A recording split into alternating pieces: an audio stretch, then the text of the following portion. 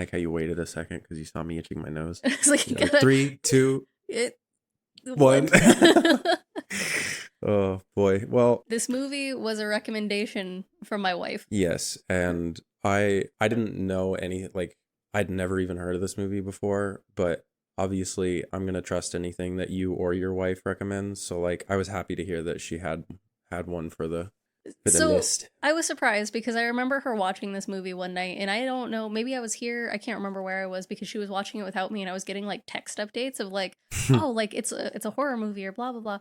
And then she's like, oh wait, it's not a horror movie, it's a comedy. And I was like, oh, that sucks. Like I thought it was a horror movie, and then I go and look at the tags when she recommends it again, and it's a rom-com horror, or no, it's not even, it doesn't have horror, it has slasher. It's a rom-com slasher flick. Yeah. And so I was like, we need something lighthearted after fucking Immaculate. That I was like, this is one, either it's gonna suck and we get to bash it the entire time, or this is actually gonna be a fun ride and we get to like enjoy it, right? Mm-hmm. Yeah. So when I sat down to watch it, I went in blind pretty much, besides my wife saying that, right? And I got maybe 5 minutes in and I was like, I fucking hate this guy.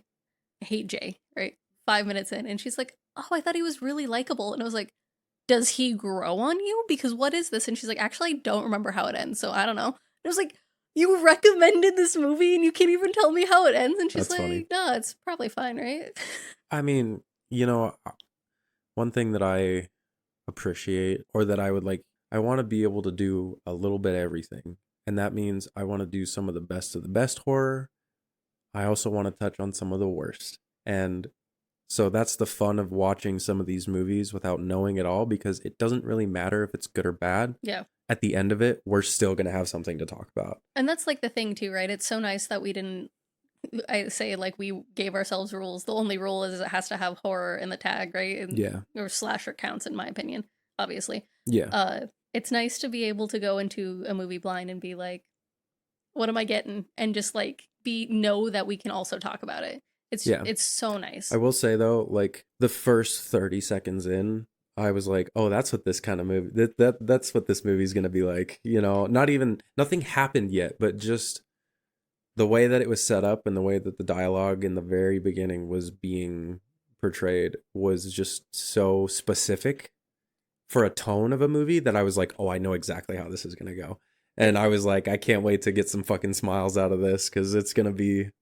It is the genre of satire horror that I enjoy. That it's taking itself just seriously enough that when like shit goes down, you're like in it, and not serious, like, and not unserious enough that when like it's not overdone, right? Yeah. Like the funny bits are just like cringe funny because you're like, oh my god, this is every rom-com ever. Yeah. And then every like horror scene is like, hell yeah, like look at that blood spatter, like, and you can just go back and forth. And like I had said earlier when we were talking to your wife, is that I read an interview, I think it was with the director and the writer, and they were talking, or one of the writers, because I see there are 3 writers on here. Oh my god, I don't remember who it was with. It was with people involved in this movie.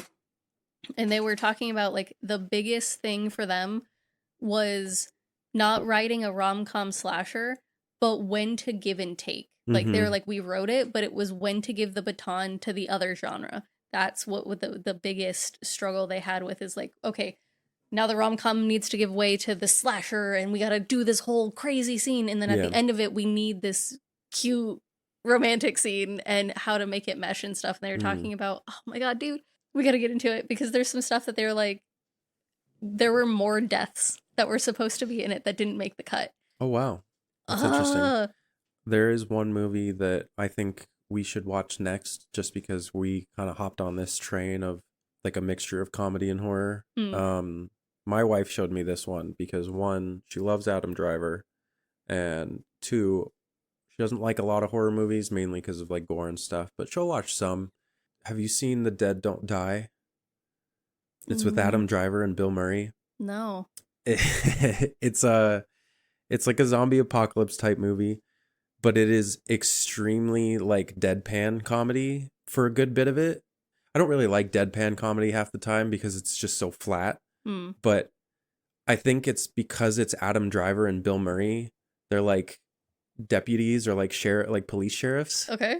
And they're like oh God, I don't even remember what the plot is necessarily besides like zombies overtake town. But I just remember being like, God damn, I don't like satire or deadpan comedy that much, but that was fucking like very well done. So I think we should put that on the list for. Yeah, we gotta sit down and redo our list because we've been going weekly again about picking movies, and it'd be nice to have a little bit of like, hey, we know what movie's coming up instead of like the night before where we're like, hey, so which one is it?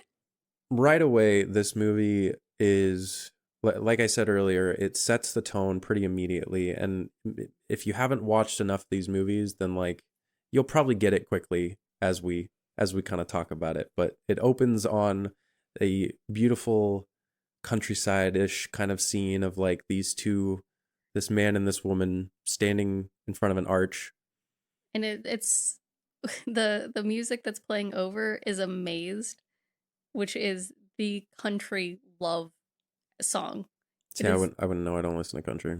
I listened to country, and then my wife was like, "Are you kidding me? You don't know the song?" So like I had to listen to it like a few weeks ago because it actually came up in a different movie, and I was like, "What the fuck is this?" The country love anthem is playing as they show these beautiful fields and this, just stereotypical rom-com opening as we zoom in on this couple who I thought they were getting ready for their wedding, because if that's not a fucking wedding altar, what the hell is? Yeah.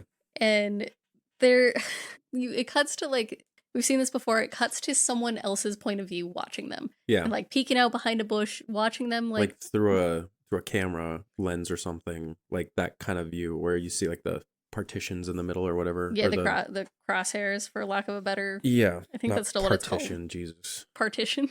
He like feeds her a strawberry and she like has a nice little smile about it, and then she just slowly like her face drops and she spits it out into her hand.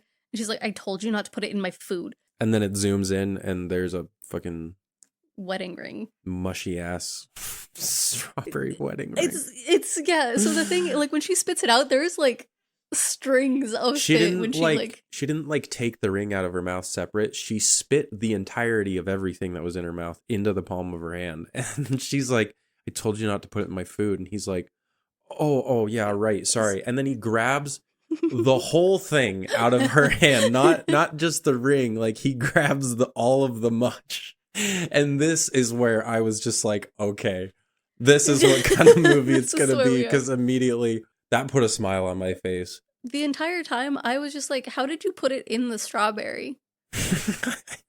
Like, did you did you jam it in there? It's like you like cut off the top, make like a little hat, and then just like shove it in. I don't know, because I was just like, that's the worst food to put a ring in. Yeah, because like, dude, that would totally break someone's tooth, because when you bite into a strawberry, you don't expect hard. Yeah, so you're just gonna bite through it. Yeah, so I don't blame her for being upset. Don't put it in my fucking food. Yeah, yeah. One request, bitch. Don't put it in her food. So he stands up, or he proposes. He kneels. Yes. To propose. He kneels to propose, and then she's like, 1,000 times yes. She puts the ring on and then stands up, and then, or actually, no, he doesn't stand up. His phone starts ringing, and it starts playing, oh God, what is it? Fucking, so. It said it in the subtitles, and I forgot to write it down. Gas? Or, was it Gas Pedal? I can't remember, but some fucking, like, hip-hop song, super, like, typical for them to give it to a white guy, like for him to have that ringtone. And so he answers it, and he stands up, and he's like, what? And it cuts to a photographer in the woods off to the side, and he's like, oh, I didn't get it, man. Like, there are sun flares, like, can you do it again? He's like, yeah, I'll just propose to my girlfriend again. And he's like, technically she's your fiance, and he's like, just get the fucking shot right this time. And he's like, and I will end you on Yelp. And he's like, I'm not even on Yelp, but okay, whatever, bye, dick. So he kneels back down, and they like redo the proposal, and she's like, 1,000 times yes. And so he puts the ring back on her finger, and then stands up and pulls his phone out to call the dude, and then it pans over to just her, and then all of a sudden you hear a thoop, and she turns around, and her fiance has an arrow sticking out of his head straight in the forehead, and his left eye is like looking off in a different direction, because like obviously brain damage of some sort. Yeah. The photographer was the first kill. Oh, yeah, sorry. That's why I gave you the weird look. No, because I was like, you're on a roll. The photographer dies first by getting a machete through his camera lens into his face. Yeah, he like looks into the camera and then you see the view of like what he sees through the camera and you just see this machete like swinging straight towards it and it goes through the camera into his head. I just really like that kill, so I didn't want to skip over it. I appreciate you pointing that out. She screams, obviously, and starts running to the car while like crossbow bolts are getting flying into like hitting the arch, hitting the bowl of fruit that's next to them, like with such force it's like exploding shit. Yeah. And so she sprints to the car and like he starts walking and it cuts to him briefly and he like pulls out another arrow and it's like short and I don't know, he presses a button or something and it extends to full length. Like, what the hell is that? That's super cool. Extendo crossbow bolts? Yeah, holy shit. What kind of Batman shit is this? Oh, what kind of vampire hunter type shit? Oh, dude, yeah. Honestly, because it's like, it's the handheld crossbow. Yeah, it's a handheld crossbow that he's using. Yeah. She runs over to the car and then a bolt goes through the window and like shatters the glass. Shatters both windows. Like, this is a strong ass, like, strength on this gun thing. She gets up and starts running through this like field. It's a grape orchard. Yeah. It looks like it's out of season. Yeah. And then stops in this like brush and lays down. She starts like she gets a call from her dead fiance and she answers it. Yeah. Her phone rings and she looks at it and it's her fiance calling.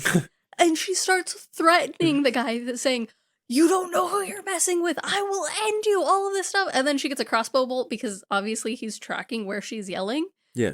She gets a crossbow bolt to the foot. Into the foot. Oh, God.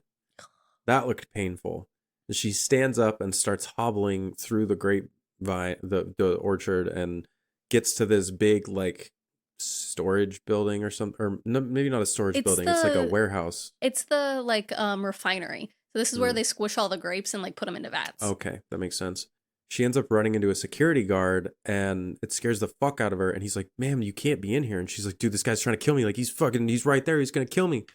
And then all of a sudden the door opens and the security guard looks over and it's just the shadow of the dude standing there in the doorway. And the security guard's like, stop right there, man. Like, what's going on? He starts walking in and he pulls out throwing knives. He pulls a throwing knife out and the security guard pulls up his gun and tries to shoot, but he fucking throws the throwing knife right into his face. And the throwing knife at the end of the handle, it has a little heart stamped out of it. Heart stamped out of it. At this point, I'm like, okay, Batman. Like I said it earlier, but it's like, how many weapons does this man have? A machete, the crossbow bolts, throwing knives. Yeah. Like we're just going through the gambit of how many weapons this motherfucker has. He pulls the knife out of the guy's face and then starts walking through this facility. The blood trail of her foot because her foot is bleeding everywhere, and you can just see the 1 foot of a bloody footprint as like going through the facility. So he just follows the fucking blood trail that just randomly ends, and you're getting cuts of where she's hiding in a vat. It's the grape squisher. Yeah, it's a vat that's got like maybe like a foot of liquid on the inside, so she's barely submerged, and she's like laying in there trying to hold her breath as he walks by, and he like stops for a minute right outside, puts his machete away and walks away. And then she slowly moves over towards like the little window door that she climbed through to get in. And all of a sudden a hand reaches in and grabs her by the neck and starts choking her. So she like slams the door thing like onto his hand, smashes his hand. So he pulls it out and she closes the door.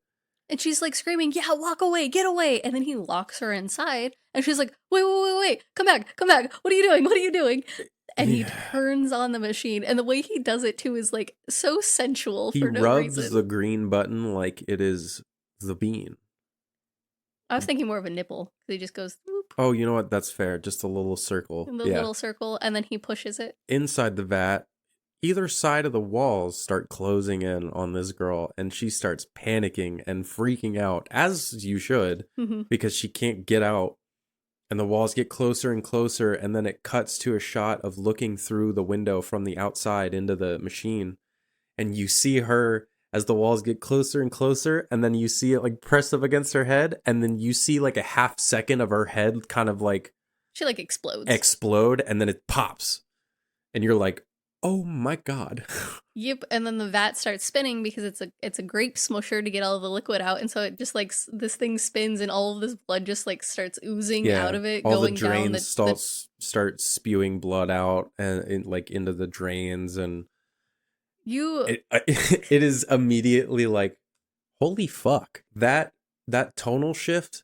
Because I get, when you do a movie like this, it's supposed to have that the contrast, but it was so like quick, and just like immediate. And I mean, and we talk about that a lot, where movies get right into it, but like, I think in a movie like this, you don't really expect it as much because they set up a lot of the comedy before they get you into the horror, if that makes sense. Because the fiance guy, I was like, oh yeah, like fiance and photographer, it's like, oh yeah, first kills. They're quick, right? Like a crossbow to the head and a machete to the face. You don't really see too much of the blood. Yeah. And then, hers is like, oh, crossbow bolt to the foot, and then the security guard. And so they're all pretty quick, seamless, not very bloody deaths. And then you get this death where it's just you get to watch it all happen. And with Immaculate, you had mentioned like, hey, trigger warning for gore. And I would say this is way more gory than Immaculate. Immaculate had a lot of blood. So I would have said that should have been trigger warning for blood. This is like, I think this is probably the worst scene, actually. Yeah. But it's right off the bat. I definitely think this is the worst death, but it could be argued that one later is maybe it's not as bad. Honestly, I think it is the worst death. Oh, I'll cut this. You're talking about with a candle wax? No. I'm thinking of I actually liked the way that the killed. Yeah. We will reiterate all the excitement for that once we get back. I'm just going to bleep out everything we just said. It's fine. It's just a very interesting... It's a slasher movie. Yes, is a slasher. It's a comedy, a rom-com slasher, and here's the slasher bit. Yeah. Again, leaning into that more slasher aspect, we get the title scene, and then we get news coverage of the Hard Eyes Killer, or HEK, and they're talking about how he's moving from city to city, killing couples on Valentine's Day. It's interviews of like passerbys, it's interviews of couples, it's interviews of groups of friends. There's like a psychologist at one point that is like, it's a kink, like this is his kink, all of these kinds of things, and it's a really like, and the thing is though, like it's such a it's so slasher, right? Yeah. But then like something about the way it's filmed is so rom-com-y. Like, have you seen The Ugly Truth?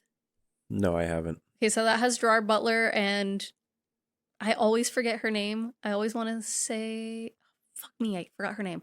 And she's a she runs a TV show or a newscaster facility. So she's running all of these like, oh, like this needs to be filmed here, this needs to be filmed there, and like it has such that vibe with Scream interviews of like newscasting, and it's a really good balance. Yeah, 100%. Watching this, I was like, this is a rom-com that I can get behind. Like, I watch a lot of rom-coms. My wife really likes rom-coms. But this is just like, it's so rom-com tropey. Yeah. With slasher tropes that it's just like, it's a good mix. It's a good mix, and it's a little predictable, but like in a nice way. It's not like, oh my God, like I know exactly what's going to happen. This is fucking awful. It's like you can predict things here and there that you're like, because you know the beats of a slasher, I feel like you can predict things that are happening. Yeah, 100%. But it's done in a way that I enjoyed it, that I felt like more of comfort of knowing what was coming versus like the, oh my God, yeah, I know what's coming. I will say, maybe it's just because I'm fucking dumb, but I genuinely was struggling to like figure out who it was, because like they give you clues. They give you so many characters, but like maybe I just missed the clue. Are you saying that like it was obvious? Or No. I called half of it when we met the character. Oh shit. As soon as we met the character, because of the interaction, and we'll talk about it, I was like, you. Interesting. You are it.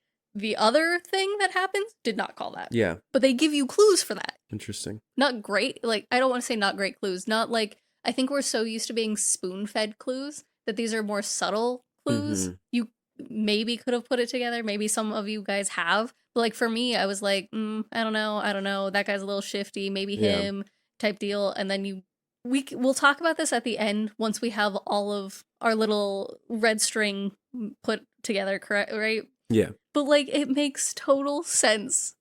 And as we walk through this, I gotta stop talking. I'm gonna ruin it. We gotta continue. So you mentioned the psychologist. The psychologist also mentions, I want to stress, he's not just gonna kill couples. He's gonna kill anyone who fucking gets in his way of killing couples as well. We also didn't touch on, love a good mask.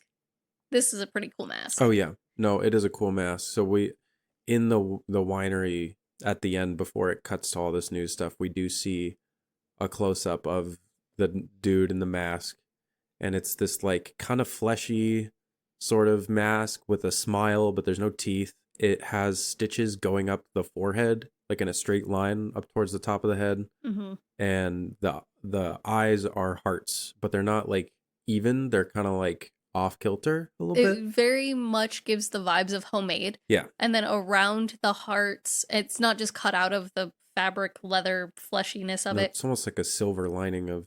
Yeah, it's like a metal lining around it to like give it like to hold the glass, because it's like they're like lenses. Yeah, it's love a good mask. Fucking cool, actually. It feels like they took a lot of like inspiration from like a Leatherface type mask. I was just gonna say it's like a mix of Leatherface meets. I think the dude probably liked the whole like fucking Purge thing. You know, with like those types of masks. Yeah. It's the later Purge stuff. I haven't even watched it. I just know you see the face that they put on the. Anyways, so go ahead. Okay. This happens every time. So it cuts from these interviews, and I do like how they do transitions because they use TV as a very good transition between scenes. So we zoom out from the TV and we get Allie, who is scrolling through photos of her ex-boyfriend on her phone. She's in a coffee shop and she's waiting on her friend who's getting coffee, but I believe her friend calls it what the fuck does she call it? She calls it like torture porn or like I can't remember. I don't remember what she calls it because her friend uses a lot of the millennial young slang. Lingo. It's not even young. This is millennial language. Is it? It is. I didn't understand half of what she was saying. Dude, no, there's the whole, I have it written down because we hear it later. Was it incel troll trash living in your mom's basement? I heard that. Like this is millennial like slang and it's wild to me, but she pretty much says, she just says like you're torturing yourself on purpose. Like what the fuck are you doing? I lost my notes because I was looking for what I was saying. Oh, you're good. She's basically just like, why are you doing that to yourself? She's like, oh, like it's, I don't remember what she said. It's a pretty like small interaction with this before her coffee gets called. And then this guy like tries to steal her coffee and it is a meet cute. This is the definition of a meet cute. Yeah. So they like, reach for the same cup of coffee because, she's like, this is mine. And he's like, but no, it's mine. Because like they have the same, or no, it's. So I only specify this because I said earlier, I hate Jay. I don't like him and probably until the end of the movie. But this part set me off where he's like, are you sure that's yours? And she's like, yeah, I'm fucking sure that's my coffee. And it's just he rubs me the wrong way from the fucking get-go. That's fair. Anyways, another coffee, same exact order, soy mocha latte, 2 sugars with an extra pump of vanilla. Something complicated, and so they bond over that, and then the barista is like, it's actually a really common order. Can you move, please? I have other people. Yeah. And I was here for it. And they move off to the side, and they start talking, and then she like drops something and goes to pick it up, but he also goes to pick it up, so they bonk each other on the head. And it's cute. It's like a soft little bonk. And then it happens again, and she fucking smacks the shit out of him. He's like gushing from his nose. Yeah, and it cuts to him, and he's got blood coming out his nose. And she's like, "Oh my god, you're bleeding." He's like, "Oh, It's all right. And then she runs away. And then she throws napkins at him, like, And she's in like, his I'm about face. to get, no, I can't remember what she says. She And runs out the door and her friend's like, like, I'm sorry, she's about to get fired. And then just runs out and you're like, holy shit. there was this interaction with her. He offers her a straw and it's a paper straw, right? And she's like, actually, I'm environmentally conscious. And she pulls out a metal straw. Yeah, and he's like, yep, makes the perfect sense. We can use plastic cups, but it's the straws where we draw the line or something like that. But can I tell you, I love her friend, Monica. Oh, yeah, she's great. Ride or die, bitch. Love her. 100%. And there are so many references to other rom-coms in this movie. I remember later when she's like giving her advice, like at the end of the night. Oh, yeah. You know, she's like essentially just naming like rom-com movies. I love, again, it's the perfect, like Love Actually. Like I don't even remember what she says, but she chains together like 8 movie titles. It's so good to make a quote. It reminds me, it's again that like I want to compare it to Scream so bad because of like how Scream satired the whole horror genre and was like, you literally had the guy who was telling you how to do the horror movie. Yeah. And this is just like, it is that with the girl with all of the rom-coms who is like on top of it with the it just gives the same vibe and I love it. Oh my god. Like I think this might become a comfort movie for me. Oh yeah. Just because it's just good. The interview I was reading, they were talking about like how certain movies feel like a hot cup of cocoa. Like they just feel warm and cozy. And they talked about Black Christmas being one of those for them. Yeah. Just like you can feel how cold that movie is and you can feel the environment of that Black movie, Christmas right? is definitely one of those movies for me now. Like I think of it and I just feel cozy inside. Literally, I was reading that interview and I was like, damn, I really want a hot cup of cocoa. Yeah. So I made a hot cup of cocoa while I was watching this movie and I just like snuggled into the couch and I was like, no, like this is gonna be like not onto the level of like Grave Encounters comfort movie for me, but it's definitely like I could see that me putting on this movie for like, I know what's happening, like let me just like the vibes are right. 100%. Yeah. I had World of Warcraft open on the side. I wasn't really doing anything. I was just like selling a bunch of shit on the auction house. It felt so cozy to me, almost like, I don't know, man. It just the vibes. It's just the vibes of this movie. Yeah, like I just want to hang out and just like be there while it's on in the room. And it's not like a AAA like top production fucking like holy shit this movie's like amazing, but for a Netflix movie when you've seen so much shit and there's just so much garbage being thrown at you. I don't think it was a Netflix movie. Oh, I thought it was. No, it's Spyglass. Just on Netflix. Yeah. Oh yeah.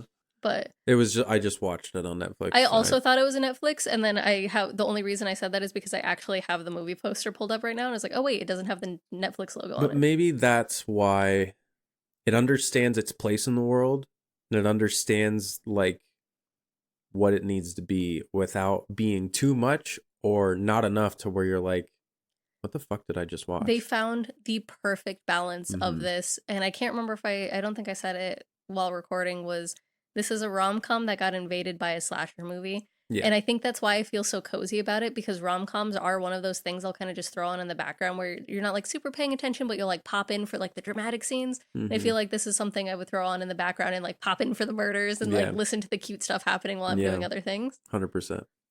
But it cuts to a conference room with the bitchiest, I think I called her Bitchio, the CEO of this fucking company. Yeah. Who I'm like, oh, you're the CEO that everyone is like, I don't want to exist. Yeah. I don't want to have a job. And it is Crystal. It's like the Cruella CEO type shit. Yeah, she is just hounding Allie for her campaign. It was a death do us part campaign, which lands really poorly when you have a guy named Heart Eyes killing couples. The campaign, though, those commercials, killer. Yeah.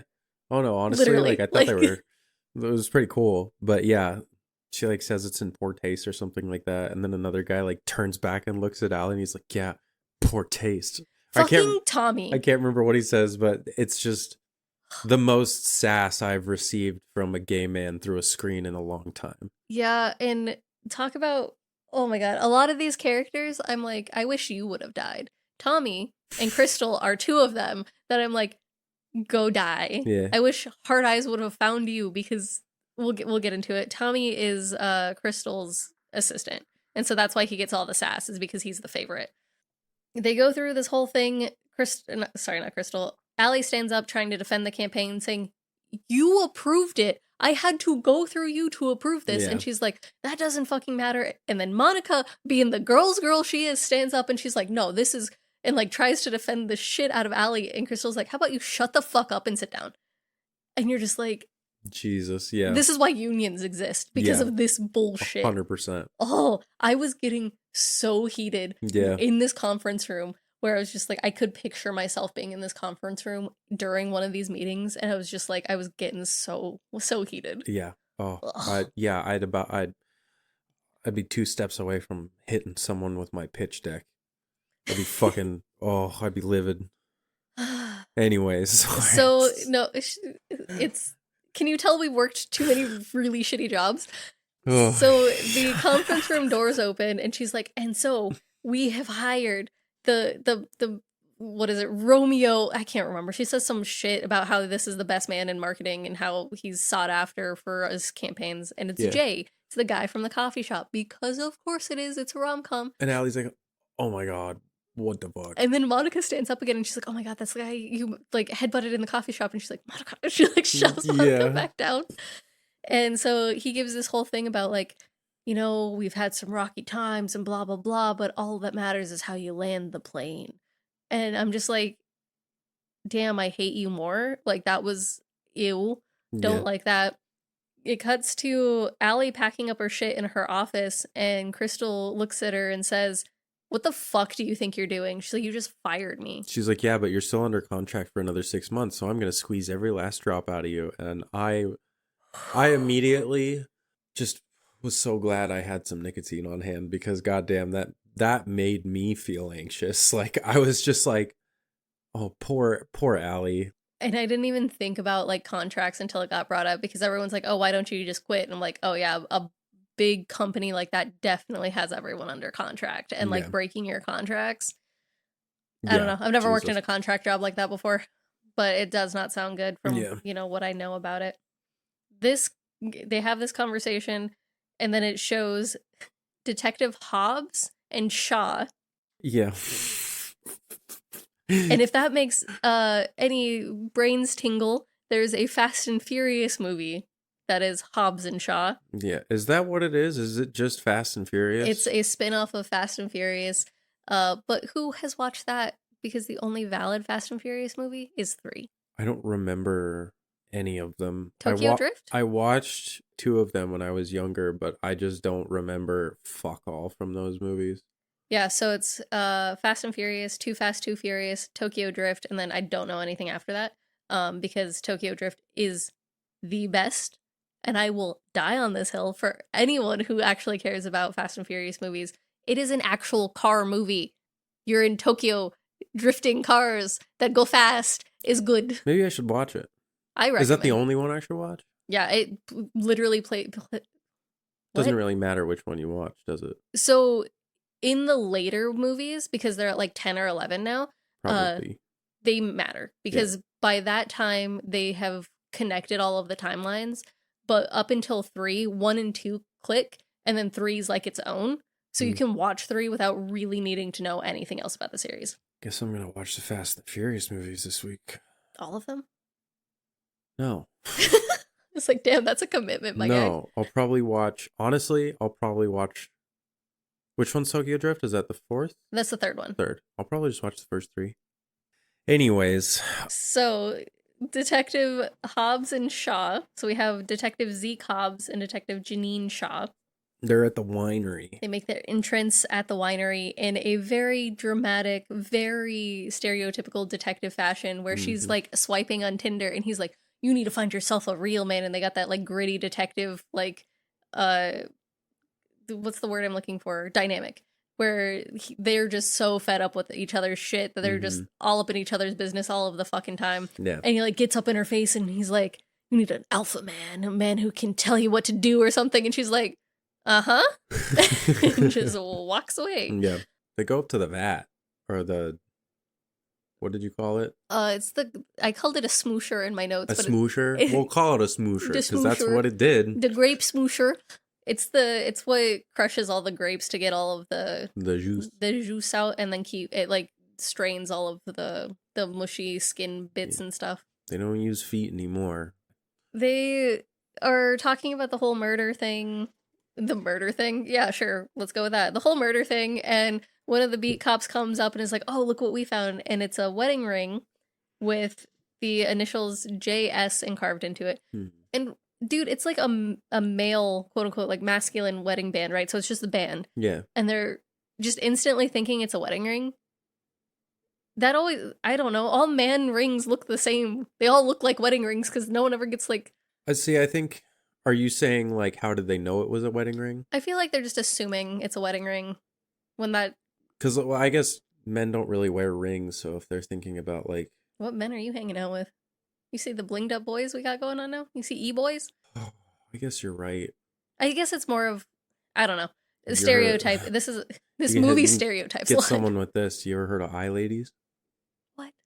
Eye ladies nuts on your chin. Jesus, ew. Sorry. I'm going to tell your wife. Yeah, well, she'd be like, shut up. Your husband threatened to lay his balls on my chin. Help! I haven't heard that one. I will give you that. That's a new one. I haven't heard. There you go. This is where we hear... We're just gonna skate on by that. They get into the moosher, right? Mm-hmm. And they're talking about stuff, and Shaw gets in the thing and is looking around and like picks up a chunk of hair and is like looking at stuff, and they're talking about who they think did this. And this is where Hobbs is like this incel virgin troll that lives in his mom's basement, and she's like, have you not heard of the jilted prom queen? Have you not heard of like...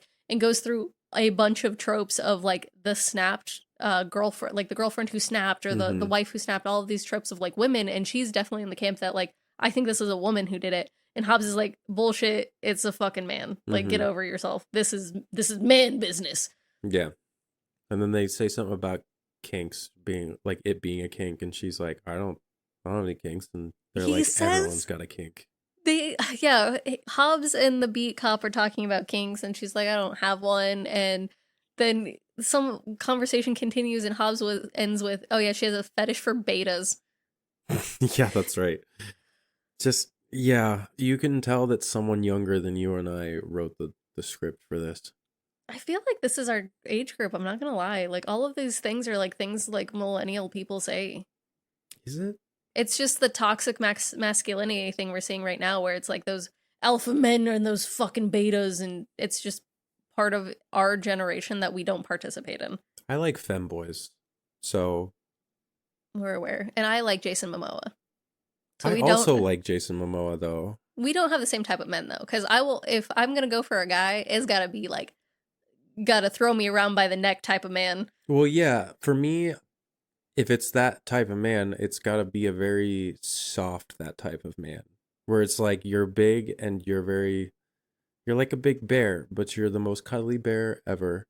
That's what I need from a person like that. So, like, I understand that for you, Jason Momoa, you prefer him to pick you up by the ankles and throw you around the room like you're a sack of potatoes. Have you seen that man throw axes? Ugh. I would just like to be carried upstairs and, like, placed into bed. You know, that's fair. And then like be the little spoon. I see the appeal of it. I think I like the archetype of you're an asshole to everyone but me. See, I don't like my men being assholes to anyone. Anyways, back to there's the beating, the ripped out heart in the heart of flowers, of rose petals. Oh, yes. Oh, that was a cool scene. So it is back. We, I guess, jumped the gun about the whole she's getting fired bit and walking out, because Crystal also tells her that she has to meet up with Jay tonight, and they have to get the campaign done tonight because he leaves tomorrow on a plane. Yeah. So fuck you, you're doing it tonight if you want to keep your job. Yeah. She has this whole thing of like, or I'll end you. Yeah. And then she's like blank faced about it, and she's like, and by that I mean blacklist you. Or do I? Or don't I? And it's just... Yeah, or she even says like, or do I mean kill you? Or I don't, maybe not. I don't know. She said, she pretty much like threatens her and then is like, I mean by blacklisting, or do I? Like, it's freaking wild. And then, so Allie and Monica go into the bathroom and they're scrolling on social media, and she's getting death threats by this campaign. And the death threats and the comments are definitely like, I feel like a Gen Z thing where they're like, oh, I didn't write any of them down, but some of the comments were just, this is so out of touch for like a time when I don't want to leave my fucking house or something like that. there Like, was one about like there was something one about funny therapy. one. Yeah, it was one of the ones Monica read that I can't remember exactly what it said. But some of them were like, go kill yourself, you fucking cunt. Someone like, wanted to fuck? dox her so they could kill her. Like, Yeah. it was a whole, like, death threats out the wazoo. And I'm like, it's a campaign for selling rings. Chill the fuck out. Yeah. Again, it was supposed to be like the timing, right? That Hard Eyes is in the city killing people. So it's a very poor timing for the matter, which I guess makes sense. But that's not a reason to death threat people. God, everyone's so quick to jump on death threats. Jay comes into the bathroom. And she's like, what are you doing? This is the woman's restroom. And you just hear him say, actually, it's a unisex bathroom. Can you just come out here? Dude, I'm getting red flag after red flag of this man. And I know he's endgame because it's a rom-com. And I'm just like, ew. He's driving me a little crazy. That's fair. I even say he's insufferable. Do not like him. Yeah, honestly, it was okay up until a certain point, and then I'll talk about it once we get there. But then I was just like, dude, shut the fuck up. Yeah, I don't like him, like, at all. Oh, he then is like, hey, so we're going to dinner tonight. Meet me at 8 sharp. And she's like, why are we going to dinner? Why can't we do a call or something like that? And he's like, well, I'm leaving first thing in the morning, so meet me at 8. We're doing recon. And she's like, it's Valentine's Day. And he's like, well, do you have plans? She stays quiet, and he's like, yeah, I didn't think so. So 8 it is.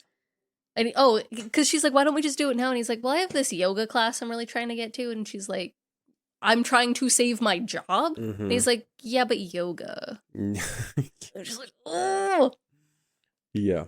So Monica and Allie then go to get drinks, and they banter and, have some just fun kind of back and forth banter. But I have to say, Monica is a girl's girl. I already said that. Allie is not a girl's girl. No. Where she's straight up like, wow, how's your sugar daddy doing? Or like, what's going on? Whatever. And like just bashes Monica for having her little sugar daddy. And she's like, yeah, of course I love him. And the fact that he pays off. What does Monica call him? He's not a sugar daddy. He's my sponsor. He's my sponsor. Yeah. That's a good fucking line, honestly. Dude, I like that a lot. I love Monica. She's fantastic. Yeah. So this is when I knew something was going to happen with the straw, because she pulls out the straw again. And we see the straw a lot. The straw feels Chekhov's straw. Pretty much. So she takes out the straw from her drink. So this is the thing where she's like, I'm environmentally friendly, or like conscious, right? The straw was already in your drink, my guy. Just use the paper straw, but she switches it to whatever, and then she goes to try and pay for it. This is where the whole like sugar daddy thing, because she tries to pay for the drinks, and she's like, my man's like paid off all my shit, we're chilling. Yeah. They talk about how the most likely person to be Hard Eyes is their fucking boss, because she's crazy. Yeah. Allie makes a joke about Monica's boyfriend being it, and she's like, maybe he is. She does the whole like, that's not fucking funny. Yeah, she's like, that's not fucking funny. And like deadpan. And all of a sudden she starts cracking up laughing. She's like, dude, that guy's afraid of his own shadow. Like, he's afraid of the dark. Like, not good. Yeah. And it shows like there's TV. What? There's a TV playing, and it's talking about this spa murder. And they wanted to film the spa murder. So I gotta hear what the spa murder was. Shit. So it was a couples massage. Couple in the sense, we see, I think, 2 gay couples, but all of the main people are straight or straight passing. So when I say couple, it's a man and a woman getting a couples massage. And the husband was like laying down, and he was getting all nervous about like being naked and someone seeing his penis, and his wife was like, shut the fuck up and just get your massage. So the wife starts getting massage and like is making, the normal little groans here and there for a massage.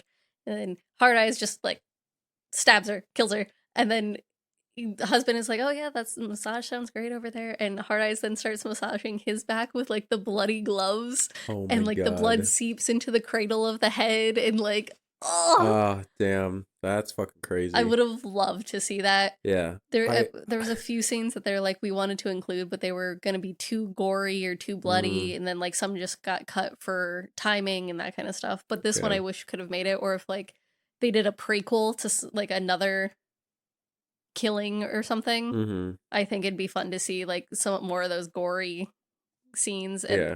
I feel like a prequel could be less rom-com-y if they wanted it to be. I think it could still be a rom-com-y, but I would love to see. I just want to see the kills. Yeah, honestly, I think they could definitely do that.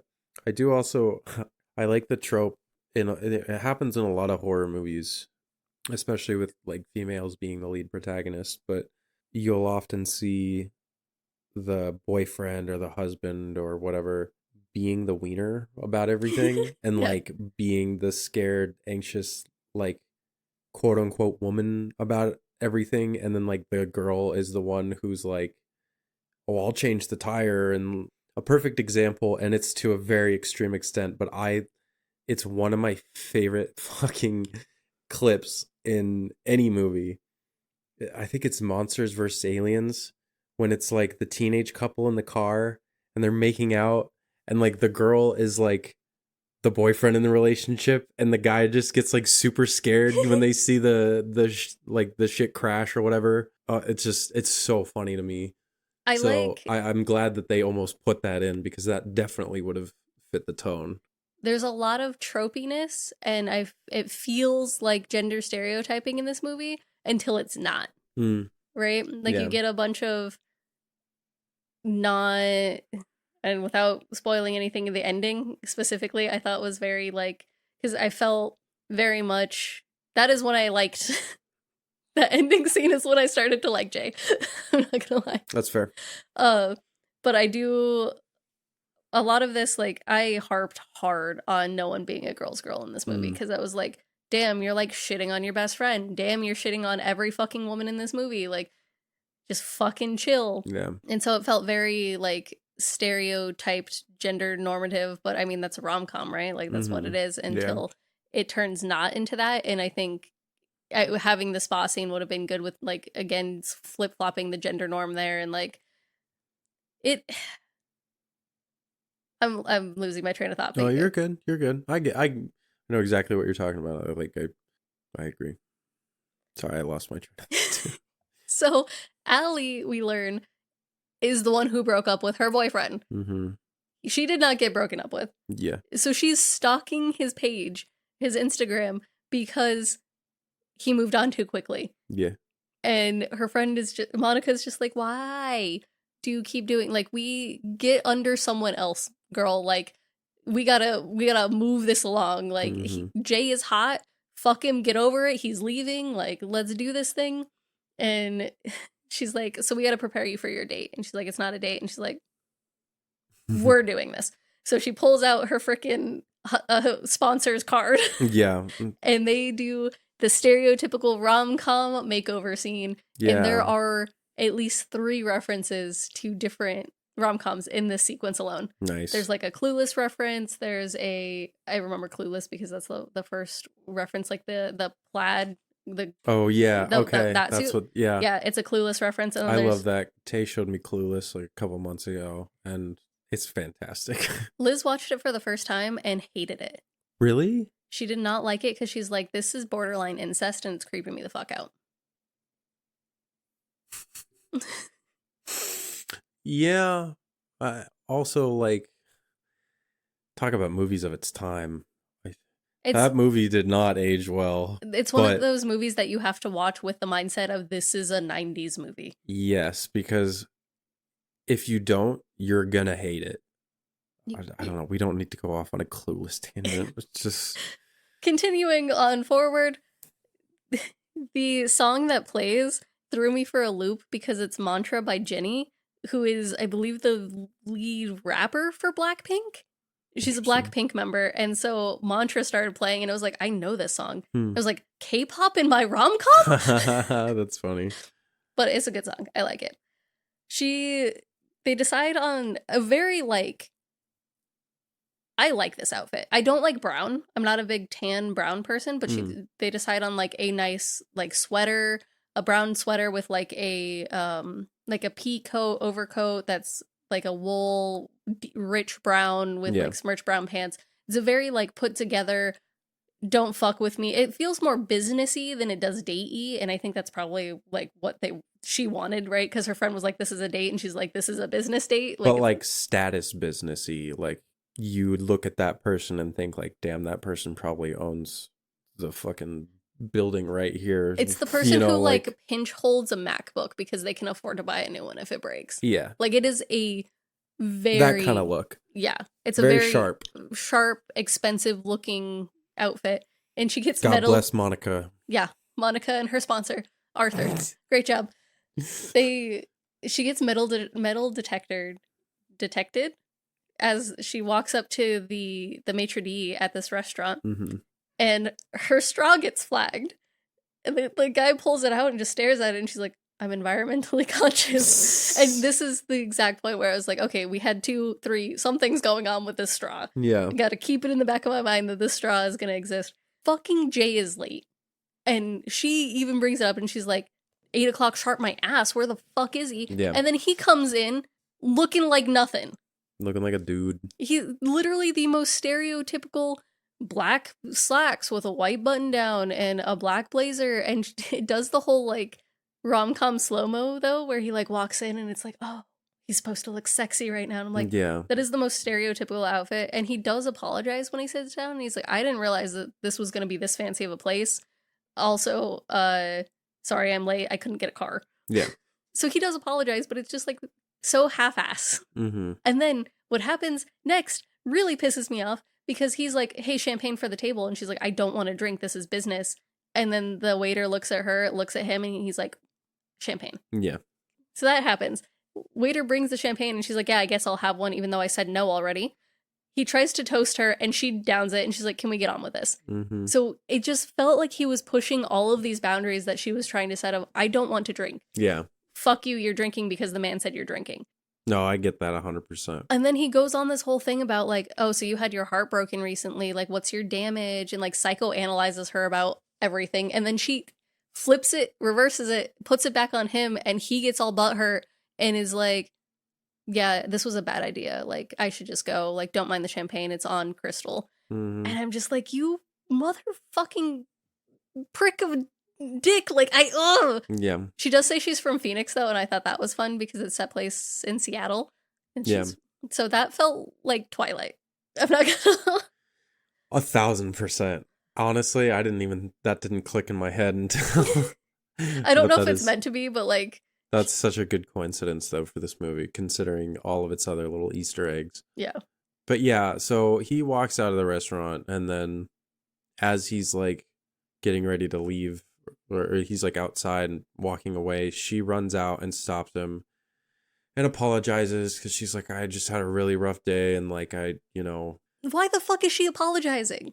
The only thing I can fathom, and I'm thinking about this right now, is, like, she needs him to save her job. Yes. But, like, girl, he just dug into your life saying that, you had your heart broken and you're shoving your ideals onto everyone else. Like, how could you do all of this? And you turn her, she did call him a hoe hunter, because he's also single, but, like, he started it. Mm-hmm. I don't know if she needed to apologize. The only thing I can fathom is that she needs him to save her job. Yeah. And she's over explaining herself a lot. And he's like, you don't even want this job, but I'm not going to take it from you. And I'm like, yeah, because it's so easy to just be like, someone doesn't want it. She's under contract. Yeah. And she needs the job. It doesn't matter if she wants it. Yeah. Like, you're in Seattle. She needs the fucking job to survive. I hate that argument when they're like, it doesn't even seem like you want it. Does anyone want their fucking job? Yeah. Half the time, more than half the time, no. Yeah. Yeah. Yeah, no, I get it.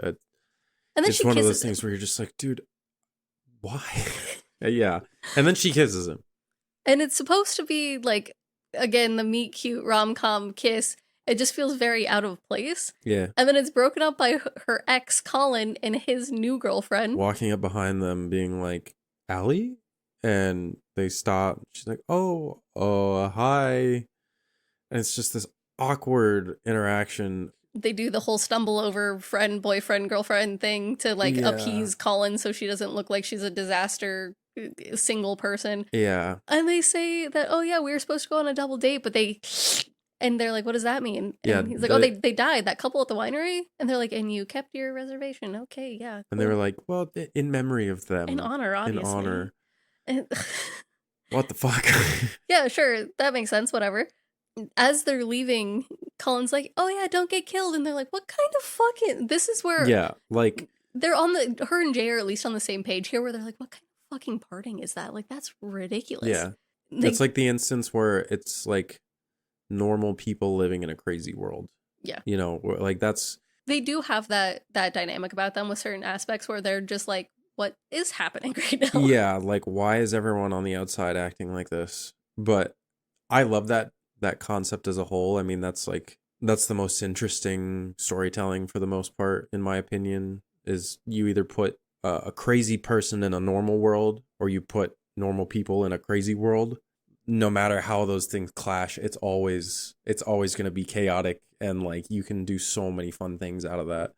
Yeah, and I again, they do a very good balance of that, where it feels like these two are the most sane people, besides Monica, who's living in her very nice sponsor world. Mm-hmm.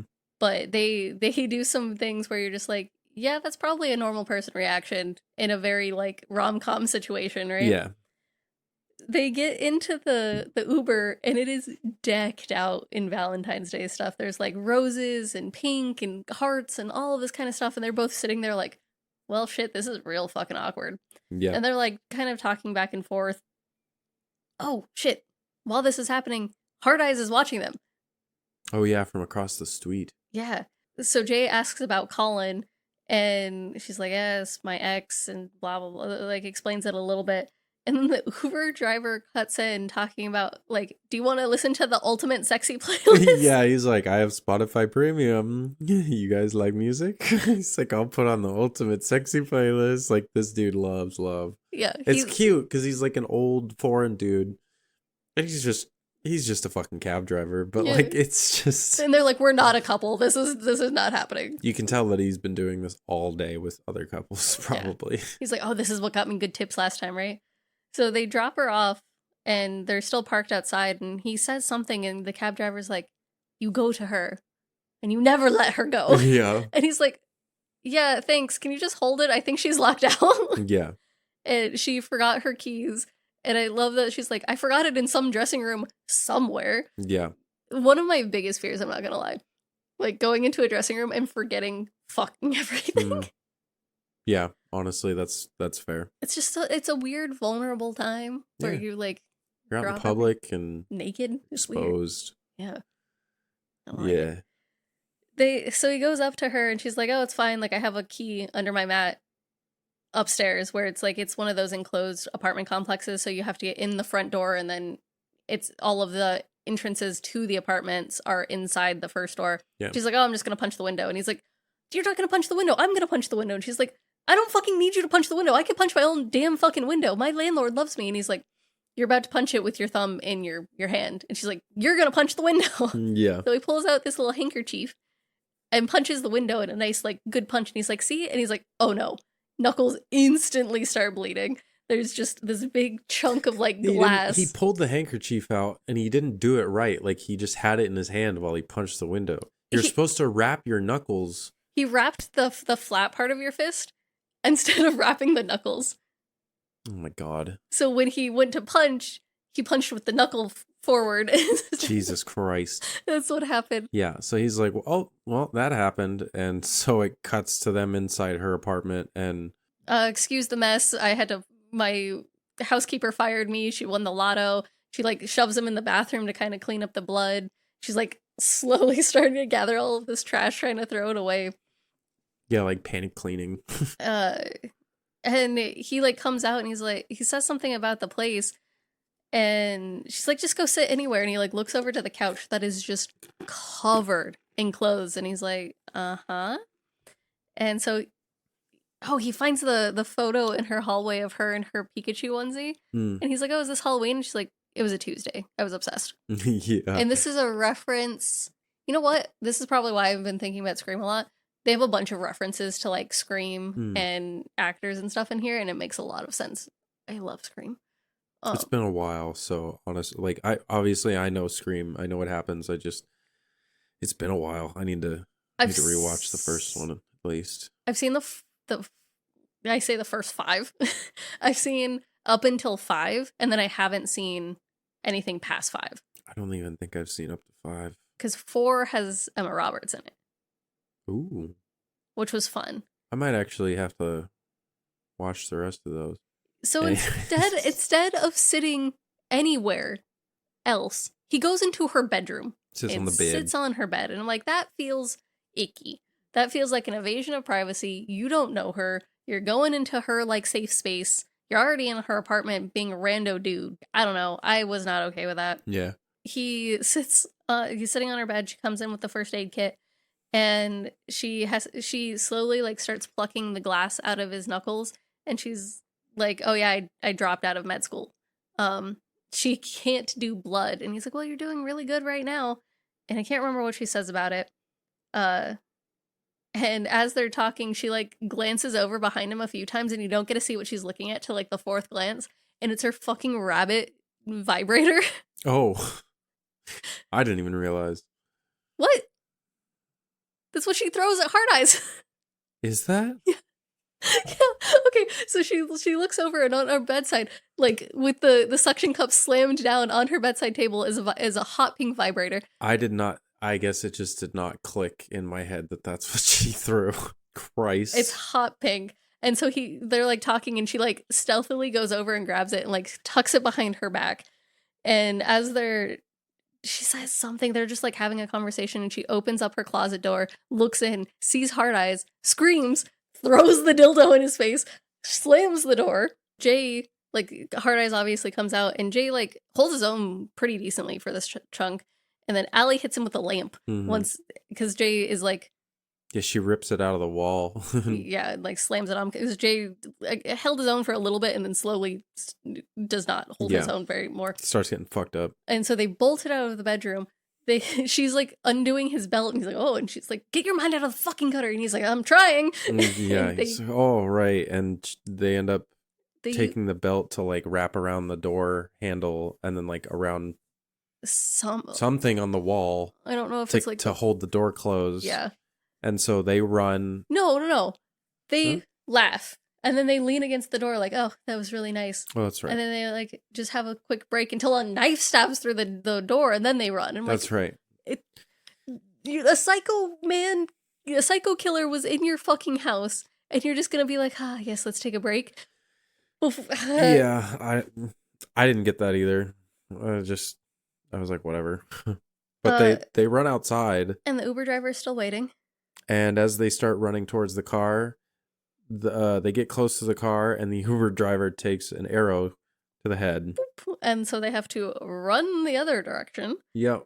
Which has a sign for the botanical gardens that says, closed for renovation. And Hard Eyes, like, watches them go in there, and then he goes around. Yeah. Does not follow them that way. Yeah, they get down this hallway, and they're booking it, and then Hard Eyes comes out of nowhere, and he gets, like, shoved to the ground, and you can just, like, the thud of him falling, and like he touches the back of his head and there's like blood, and it's just like he's super freaking groggy. Yeah. Allie gets his attention somehow. I can't remember. Allie does something that gets Hard Eye's attention, and so she bolts and he follows. And they end up in a carnival area. Yeah, there's a merry-go-round. Is it a merry-go-round or is it a carousel? Isn't that the same thing? I think you're correct, though, that they're the same thing. In my head, they were different.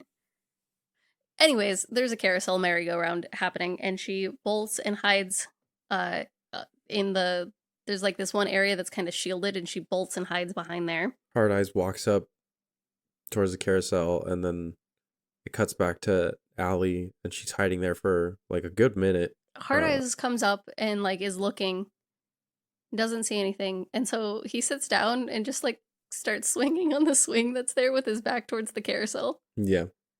It's just like this it felt very much like a Sam moment. 100%. Where like Sam would have just been like, yes. All right, well, yep. I'm gonna just chill for a moment. For a second. Mm-hmm. Then the lights on the carousel like turn on, and Hard Eyes is no longer on the swing, and you see this hand just turn the carousel full speed. Yep. And this is not ideal fighting conditions for either of them, as Hard Eyes' main form of a weapon seems to be a machete. So he's like swinging around. He takes a swing at Allie and then takes the head off of one of the horses on this carousel. My first thought was just like, this is a strong person, because those things are, I mean, I think back in the day they were like porcelain, weren't they? Yeah, I don't know what they are now, but you get probably like plastic. Yeah, probably. Yeah, but you're like right. So he's swinging and cutting, and Allie is like a pretty good final girl. Like she fights back. Yeah, no, she is not a helpless damsel in distress. Like she's able to hold her own in fights for the most part, and she even kind of like screams like a fucking crazy person sometimes when she's just like trying to get it all out. Like she's just like, ah, like fucking Goku. Ugh. It's fucking crazy. She runs away but trips. Yeah. And then a cop car comes up with sirens blaring, and she's like, he's there, and she turns around and he's gone. And I really like the Michael Myers-esque of being there and then just being gone. Yeah. It's so cool. It's like the supernatural aspect to any killer adds to it, because like you don't necessarily know if it's like supernatural, but a normal person can't be like, can't do that. Yeah, so it's just like it leaves your mind to be like, what kind of person are we dealing with? You know what I mean? Like, and I think that's what scared me the most, like with Michael Myers as a kid, was the ability to like be there and then not be there. The giant looming man who can't die is with terrifying. Like unknown amounts of immense strength. Just like, yeah, it's, and that creepy ass mask, man. 100%. I mean, it all ties together to make the like one of the He's most iconic, perfect slasher antagonists ever. Mm-hmm. So hard agree. 100%. Goodness, the beat cops come up and you can hear their radio going off, and she's like, where did he go? And they're like, we got him. Yeah, oh, he's like, yeah, Seattle PD, we got Hard Eyes. And he like starts freaking out, and she's like, no, you didn't. Like, what the fuck? And so she's like sitting in the back of what the fuck is wrong with my brain? She's sitting in the back of an ambulance, and the detectives Hobbs and Shaw come up, and she even brings it up. She's like, the movie? And they look at each other and they're like, we have no idea what you're talking about. Yeah. She said it, and then my brain thought of Starsky and Hutch. And I was like, you guys are in your like, what, late 30s, early 40s? You had to have seen that. And then I went, oh wait, no, that's a different movie. Those are not the same people. So they come up to her and they're trying to ask her to identify the murderer, and she's like, what the fuck are you talking about? She looks over and Jay is in the back of a police car, and they think he's the murderer because they found him in the park wearing a freaking Hard Eyes mask. She's like, no, he was after the both of us. Like, you've got the wrong person. This is not him. And her and Jay are screaming back and forth in the cop car, and he's like, you ditched me. Why did you ditch me? And she's like, I didn't ditch you. And he's like, this oh, annoyed the fuck out of me, because he's just being like, you fucking left me. And it's like, first of all, no, you got hit in the head. And what do you expect, for her to just die? Or like, I don't know. I think because I thought about this, I was like, if I was in that position, I would have just been glad that the other person had gotten out or gotten away. You know what I mean? Because even if you're not happy about that, it's a distraction and you can leave. Yeah. Like, he ran away. It's like, if I'm already fucked, I don't want everyone else to be fucked. Yeah, his just little man tantrums. I don't like Jay. Yeah. And I understand where, like, the fear comes from of, oh my god, we were fighting him together and you left. But in a scenario of someone fucking murdering the both of you, I feel like, again, what I just said of like, okay, the murderer left me to die, chased after her, cool, I'm safe. Or the reverse of like, okay, like, let me get my bearings and I can go help. Not, You fucking ditch me. How dare you? Yeah. Yeah. It cuts to the interview with Hobbs and Jay. And Jay's like, you're a fucking idiot. I'm not married, for one. For two, who gets their own Oh initials? yeah, they're showing the wedding ring. And he's like, who? I'm not married. Who the fuck gets their own initials inscribed in their wedding band? Yeah. Because it's JS. His name is Jay Simmons, and those are the initials. And he makes like two more good points, and I can't remember exactly what they are. But Hobbs is just like an idiot. Yeah. He's like, oh, I'm gonna squeeze this in.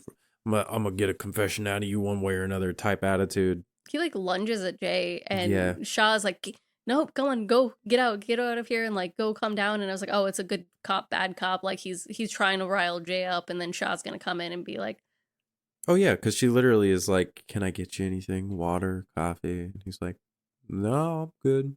But that's definitely like, that is the start of the good cop routine, is offering them something of like, well, do you need anything? Because like you're supposed to develop trust and comfort from that person. It's the pulling off the bad cop, right? Like, look at me, I'm protecting you. Yeah. Plus, let me offer like you something. That is a very, it's such an ingenious way to develop trust subconsciously in a perp. After that, she then goes into the conversation of asking about Allie, and then like she starts talking about how like she's single, and they're like, when did you meet Allie? And he's like, 14 hours ago. Like, we're not a couple. What is happening? Yeah. Then Allie is in the waiting room, not the even like the intake. What the fuck? Like the entryway into the police station? I don't know what to call it. I wanted to call it a waiting room because it felt like a hospital. Lobby. There you go. Thank you. Like the lobby of the police station. And she is trying to convince our poor Fran, who is the receptionist, to go see what's happening. And Fran's like, what the fuck? Like, what do you want me to do? Like, he's in interrogation. And she's just freaking out. She's like, you need to go check on him. Yeah. He's not the killer, blah, blah, blah. And then David pops up from under the desk and is like, oh, you just had some frayed cables. Like, no biggie. I got it all fixed. And she's like, you're a lifesaver. And he comes around and he looks at Allie and is like, do I know you from somewhere? And she's like, what? And he's like, Bumble. And goes off about like how he knows her. And she's like, I'm not on any of those apps. And then he's like, I'm gonna just shoot my shot here. Would you want to go get some coffee sometime? She just looks at him and says, I was almost murdered tonight. Yeah, and he's like, oh, I'm so sorry. Yeah, sorry. And then he just walks away. He like walks away, and she's looking around this empty police station and says, where is everyone? And David hasn't fully left yet, so he answers her and says, they're celebrating. We caught the Hard Eyes killer. Like, there's no one here. Yeah, didn't you hear? They're all celebrating. They caught the Hard Eyes killer. It's so perfect. I love it because it's so like, it's so simple trope that exists already, of being like, oh no, dude, everyone's already gone. Like, they're already celebrating, and you're like, but it's not over yet. You know, like you're screaming at the fucking TV being like, no, dude. There was so many times where like I was pausing this movie to just, like I said, I was like making cocoa and I was doing stuff, so I didn't watch this like all in one sitting. I was like pausing and doing stuff, and I would pause it at moments and be like, how the fuck do I have this much time of the movie left? With like certain scenes where I was like, okay, it's almost over, and then I was me like, too, it's not almost over. I got to a certain point and was like, damn, I guess I'm gonna be like leaving soon, because I was literally leaving like right after the movie. And then I like hovered my mouse over it, and I had like almost half the movie left, and I was like, what? Yeah. Okay. Dude, yeah. And then back in interrogation, Shaw is now kind of cornering him verbally, right? Just like, hey, what do you do for work? Like, you're a freelancer. You have been in Boston and Seattle, and like his timeline matches up really closely with Hard Eyes and the murders. And he's like, what the fuck do you want? Like, I'm a freelancer. I travel for work. And she's like, well, do you get lonely? How do you spend your time? And he's like, I find my ways. And he's like really weird about it. I don't like him. He's like, I find my ways to stay busy. It's like, after like the whole camera pan to her boobs then back to her face. Yeah. You could just be like, I don't know, work out, do yoga, apparently. Yeah, like, I just like to chill. Like, I don't know. There's so many things he could have said that he didn't say, and it makes him look even more guilty. Yeah. Until Fran comes in and says, "We got an HWW in the lobby. How do you want me to handle it?" Jay's like, "What the hell is an HWW?" Hysterical white woman. Yeah. That's great. Shaw's like, "Don't worry, I'll be out there. I'll take care of it." While that is happening, Allie is all alone in the lobby and hears like news coverage type stuff coming from the supply closet. So she's like inching her way towards the door, stops and notices she doesn't have a weapon. So she goes off camera, and this frame is so good because it doesn't cut or anything. She just walks off shot, and then it stays there for a second, and then she walks back into view with a flagpole. A fucking flagpole with the little spike at the top. Yeah, and with the flag attached, and you're like, holy shit, okay. I mean, honestly, what else was she gonna do? What a good fucking choice of a weapon. It's not terrible. It's got kind of a weapon, and if you break it in half, it's spiky. Like, they're worse weapons, in my opinion. Man, honestly. She tried. Yeah. She tried to go unarmed. She's almost in the door to check it when the reception comes back with Shaw and scares the shit out of her. And doesn't she, like, breaks out into, "Oh, say, can you see?" She gets jump scared, and she says something about, like, God bless this country or something like that. Like, while she's holding the flag. It's just so, like, silly. The dialogue in this movie really helps make the movie. And so us not covering a lot of dialogue is rough, but it's hard to cover a movie and cover all of the dialogue. Yeah. But what ends up happening is Shaw goes over to the vending machine, and she, again, uses kind of like a cornering coercion tactic to talk about, is Allie with Jay? Why do you think he's innocent? And then she has to explain why they kissed, and she's really awkward about it. And she's like, we had to kiss because of my ex-boyfriend. And she like stumbles over her words, and Shaw's like, I get it. Like, whatever this is, please stop. Yeah. And then the lights go out. Okay, but there's another fucking fuck you line of, I could see why a little girl like you would be interested in him. Oh yeah, she did say something really like condescending. Why the fuck can't we?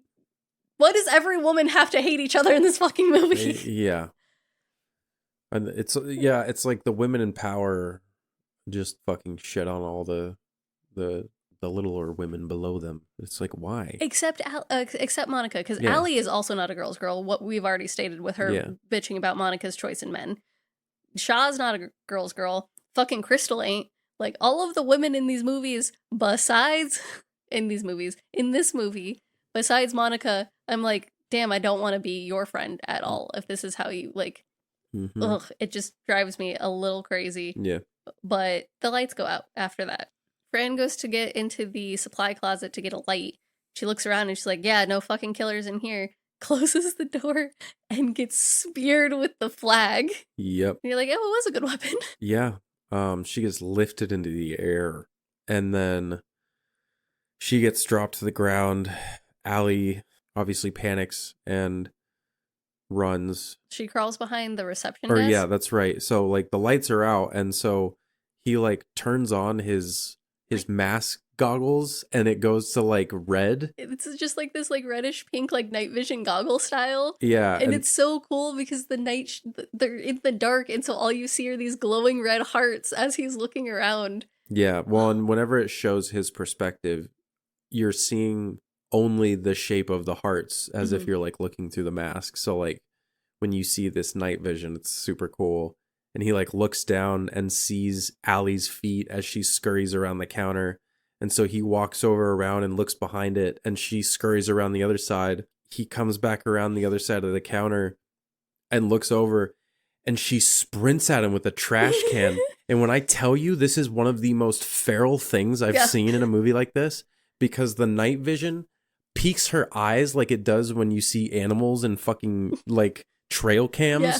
When it takes pictures with the night vision and their eyes are in full glow. Yeah.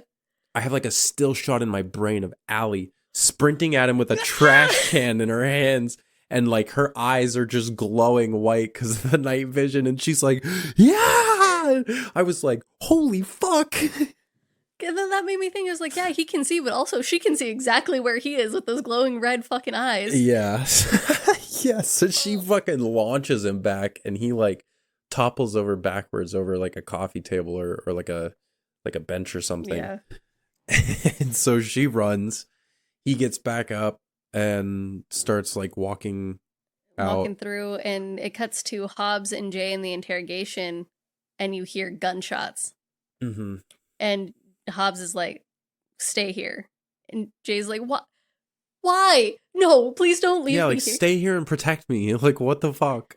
He gets his gun and he like, cocks it, and he's like, has it up towards his chest as he's going around a corner, right? And he peeks around the corner and he's looking around, and he doesn't peek around the second corner. Yep. So he just walks full into view of the doorway, face to face with Hard Eyes. And at this point, the lights have started flickering on and off there. It's no longer just a full ass blackout. Yeah.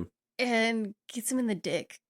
Oh, yeah. Machete to the dick. He fucking swings the machete, and it just shows Shaw's face at first, but like you hear the sound of the machete hitting, and at first you think he gets stabbed, but then like it cuts to behind Shaw, and like you see the machete coming out of his crotch, and then Shaw just lets out it's not an immediate loud scream, it's one that starts and then escalates to the point of where he's screaming bloody murder, and then doesn't he get stabbed?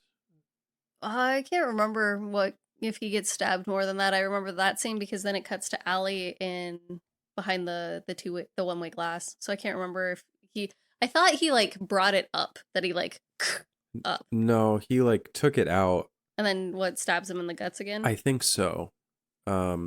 He finishes off Hobbs one way or the other. Yeah, Hobbs is dead.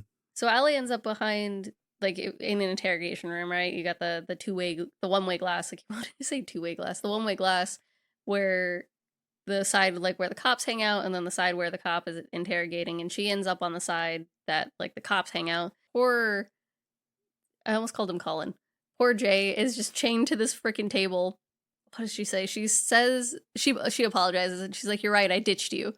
And he's like, Allie, where are you? And they're like talking between the intercom, right? Mm-hmm. And the door opens, and in walks Hard Eyes into the interrogation room. Well, Jay tells her that Hobbs has the key. Oh, that's and right. So she needs to go find Hobbs and get the key so that she can let him loose.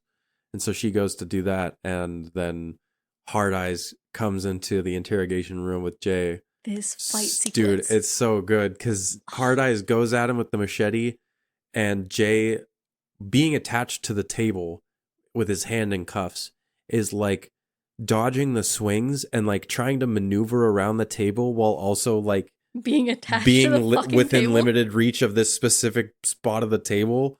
So he's like going around in circles, like trying to fucking like maneuver his way. It's such a good scene because you can tell that like dude's actually locked up, and like they did a really good job with the choreography of that scene. They said that in the interview that this was one of the harder scenes because they were like on location trying to figure out how do you shoot this scene while being like chained to a table, like what is the proper way to do it. And I think this still shot of the side and then just like the kind of Scooby-Doo around the table worked out really good. Perfect, honestly. I really liked it. While that's happening, it gets close, and then you just hear like 2 pops, and then it like zooms out into the other room, and you can see gunshots being hit on the one-way glass, and it's Allie shooting at it, and then it shatters, and Hard Eyes bolts. She shoots she tries to shoot him. She shoots at him like 6 times. She empties the clip on this motherfucker and doesn't hit him once. But she doesn't hit him once. He just like maneuvers around the room and then leaves. And she runs in, and she's like, Jay, oh my God, are you okay? And she doesn't run in. She falls in. That's right. She crawls through the fucking window. And he's like, wait, be careful. And just fucking tumbles down. Yeah. And he's like, you're a really shitty shot. He's like, yeah, you're a really shitty shot, by the way. And she's like, don't fucking push it right now, man. Which, like, yeah, valid. They get him unhooked from the table. And they run out of the police station, and she's trying to flag down this truck in the middle of the street.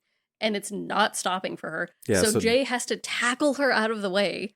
pushes her out of the way and like lands on top of her like a very typical rom-com thing where like, oh, she falls back and like pulls him with her, and now he's on top of her, and they're like looking deep into each other's eyes kind of thing.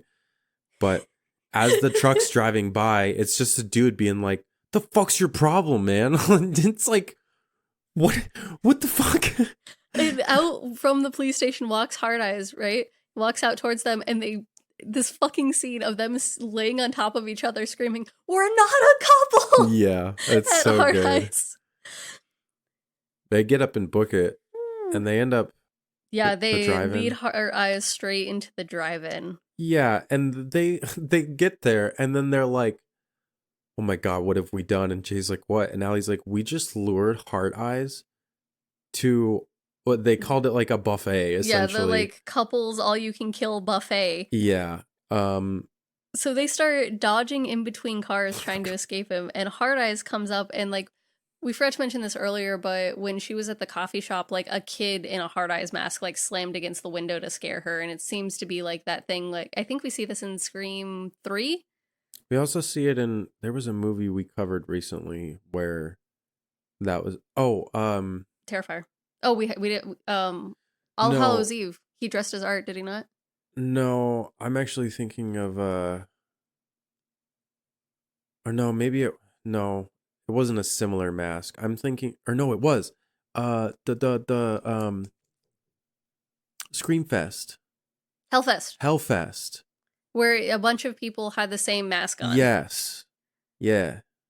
Yeah. So it's like, I believe it happens in one of the Screams too, where like the mask just becomes really iconic and people being fucking idiots start wearing the mask everywhere. Yeah, so it's like that. It's like, fucking idiot teenagers are like trying to scare people with it. Yeah, you have one guy say, "Oh, I like your mask." Another guy say, "Oh my god, is that him?" That's definitely not him. And you hear like couples and everyone's like starting to avoid them because they're like, we don't know if this is really him or not. He walks by a dude and the guy's just like, "What's up, man?" And then he gets stabbed. Kills him. And then Hard Eyes keeps walking through, and Allie and Jay end up coming up to this van, and they get inside the van, and they like duck under the seats, right? So you can't really see them through the windows. In the back, there's just some hippies that are going at it. They even like acknowledge each other, and they're just like, "Oh, hey, like, what are you doing here?" They're and like, "You need to be quiet. There's a killer. Like, you need to be out. Like, Hard Eyes is out there," and they're like, "Oh, we love role playing," and it's like so fucking typical of that shit. And so they're just like, "All right, whatever." They slink back into their chairs and they start talking. They watch Hard Eyes like walk by them. Mm-hmm. He like glances, and then they start having a heart-to-heart about what they said during dinner. Yeah. About how Allie, her parents had the storybook romance. They were so in love and just enamored with each other until her dad died and her mom never fully recovered. Yeah. Where Jay had it the reverse, where he's like, I don't even know why my parents were together. They fucking hated each other. Yeah, they argued all the time. So he talks about how he like wants to break the cycle, but that made him a hopeless romantic, and he sticks every woman he has any interest on a pedestal. Yeah, and then he gets his heart broken. Because he turns into like this suffocating. He specifically says something about like being suffocating, and they can't breathe because of him.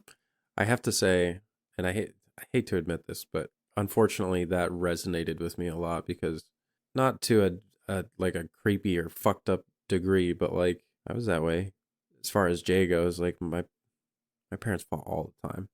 For me, at a young age, even like early middle school and high school, like I sought out, and so like I don't know, it was just interesting for me to like see that be put directly into a movie like that, because a lot of the times when it's very interesting, because a lot of movies will touch on topics like this, but they're very specific, and they may touch a very specific part of the audience that's like gone through a very specific thing. I think it's the first time where I've had like something that spot on be like, like put into a movie to be like a point of contention. Yeah. It's just like, damn, that's a real ass problem that other people also deal with. Like, it's just such a big, like, it's such a big issue that, like, you know, obviously I'm not the only one it resonated with, but Like, I am a hopeless romantic to an yeah. Oh, excruciating we know. degree. We know. Yeah, give me 10 minutes to talk about my wife and we'll I see. love how you put your wife on a pedestal. I try to be very careful with how I do it because I don't want her to feel smothered, but also like she can't make mistakes, because that's the problem with putting people on pedestals, is then they feel like they can't be true to themselves or make any sort of mistake, because your image of them will crumble. Or if they do, you know, if they do end up making a mistake and then you have a negative reaction to it, they're like, but, ow, what, why? Because you're, yeah, you don't view me like that. Like, it's it can be a whole thing. And 100%. We words, we got into a fight about this probably 2 years ago, where she felt like she couldn't be sad because anytime she was sad, she's a very bubbly, like, charismatic person, and so it's not often that she's like sad or something's the matter. And so I guess, like, anytime that happened, I would get very concerned. I'm like, what's wrong with you? And for her, that made it seem like you need to go back to being happy. This isn't okay. Where it was me being like, you are rarely ever this sad. I want to help. Yeah. And so it's a very, it's a balance. I keep saying balance in this episode, but it's a fine balance of, my wife is the most amazing person on this fucking planet, and I have said I would skin myself for her, and I totally would. But it's also, she's human. Yeah. And she's allowed to make mistakes. And I don't want it to make it sound like we have an amazing relationship, but we still fight and we still argue and I mean, that kind of shit. And for me, it's weird because my parents have been together 30 something years, 35 years, I think. But my mom once said the only reason they hadn't gotten a divorce is because they never wanted it at the same time. Well, she's like, one of us always fought, like fought for the other person enough for us to stay together. And so my parents, I wouldn't say had a healthy relationship. They had a lot of issues, especially with my dad being in the army and those kinds of things. But you're able to work through that stuff like that. Yeah, I mean, but they didn't do it healthily is the thing. Yeah, and that's so, like, the problem. It's weird having, like, when they're talking about their parents' relationships, those are the relationships you are your prototypes as a kid, right? That's what you see and that's what you think is normal. Mm-hmm. And so when you're actually adult and can make your own choices about what a relationship should be, you have to reconcile with the fact that, like, oh fuck, I'm bringing toxic mindset into this one way or the other, right? About being suffocating because I want true love, or being underbearing because I won't take anything less than perfect, or like all these kinds of things. It's a really weird mindset to have to put yourself in while dating or getting into a long-term relationship of, I have to reconcile with the fact that I brought toxicity into this relationship. Yeah. And everyone does, because you come in with preconceived notions about what a relationship should be. Mm-hmm. And neither of you are correct at that time. Nope. It's not the hard thing with that, as far as relationships go, and we could go on about this, but yeah, we could. You know, being able to squash your ego and just take things head on when they're your fault, or if you do something wrong and it hurts your partner, I'm losing my train of thought, because it's owning up to your mistakes. Your ego will literally crush your relationship if you don't check it. You have to be able to accept the fact that you make mistakes, because, like, your relationship is so specific that you can't even treat it like your last one. You may be able to take some facets from your past relationships and be like, this is what I don't want to do. This is what I don't want in another person. But at the end of the day, when you get into a new relationship with someone, you have to figure out how that relationship is going to work between you two. And so, like, I think when people just kind of hop into it because it's just the thing you do, you get into a relationship and you argue, and that's just a part of it. Like, it's whatever. Mm-hmm. A lot of people don't talk about the hard shit, and then that just boils over into divorce. So I guess my point is, like, that hard shit is what's gonna keep your marriage or relationship going, is killing your ego and accepting the fact that you're wrong half the time. In your brain, in the way that your brain thinks it's right, your partner's brain is doing the exact same thing. Yeah. And so it's not even to say that either of you are right or either of you are wrong. It's just a matter of like, Bro, it's literally communication. yeah. I could Yeah. not tell you that mine and my wife's biggest fight ended up with us realizing neither of us understood what the other person was saying. And we were like, oh shit, we've been miscommunicating for the past 4 weeks. Yeah. Let's reconcile this and figure out what we actually meant when we were saying these things. Communication is everything. Welcome to a relationship corner with the 2 married fucks. Well, you know, if we were going to get relationshipy on any episode, it would definitely be the slasher rom-com Valentine's Day horror movie episode. So the sex couple gets rougher. They get loud. And they're trying to tell him to shut the fuck up. And the back door swings open. And Hard Eyes fucking... He pulls the... So the dude's on his back, right? And the girl's riding cowgirl. And it's like showing her face. And then like the door opens and her eyes realize that's Hard Eyes. And so she starts screaming. And then Hard Eyes pulls the dude's head down by his hair and like slams his head into the bottom of the van. So the dude's looking straight up. And then from the dude's perspective, you see, is it a fucking sword or what is it? It's like It's a tire iron. Oh, is it? It's the only reason I know this is because they grab it later. Okay, yeah. It's the cross tire iron. Yeah. I don't know if it has a different name than that, but he jams it into his mouth through the back of his head, and then it's stuck in there. So he grabs the girl's head and just slams her face into the top of it, and then throws her back up, or she sits back up, and there's just a hole. You can literally see through her head, like through from her her mouth into the back of her, into the back, and you can see them up front. You see Allie and Jay, and you're like, oh my god. This sets off a train reaction because there's a lady who watches it happen and screams, and so then chaos ensues. Everyone is running. Someone's like, somebody call 911. And Hard Eyes just starts killing anyone and everyone in his way. Just hack and slash stabbing, with his machete. Slashing. He walks up to this car with these 2 girls sitting inside of it, and he like drags the bloody knife across the windshield as they're panicking inside. Everyone's running, including Jay and Allie, and they get to a point where Allie stops and she's like, wait, we can't leave. And he's like, why the fuck? What do you mean we can't leave? Yeah, she's like, we brought him here. Like, he's just gonna... more people are going to die because of us, because we brought him here. Like, we have to end this now. And so they have this whole slow motion, like, action style scene where they're holding hands, walking into the fray of everyone running away, like, the opposite direction. It does have some really cool shots like this. Yeah. Like, cheesy music. It's so fantastic. Good. It hits the nostalgia nerve very nicely. And those shots are always great. The slow motion, people happily or kind of like contently looking at each other while chaos ensues around them, like the world's falling apart or whatever, like food fights or, you know, whatever it is. I do love those scenes.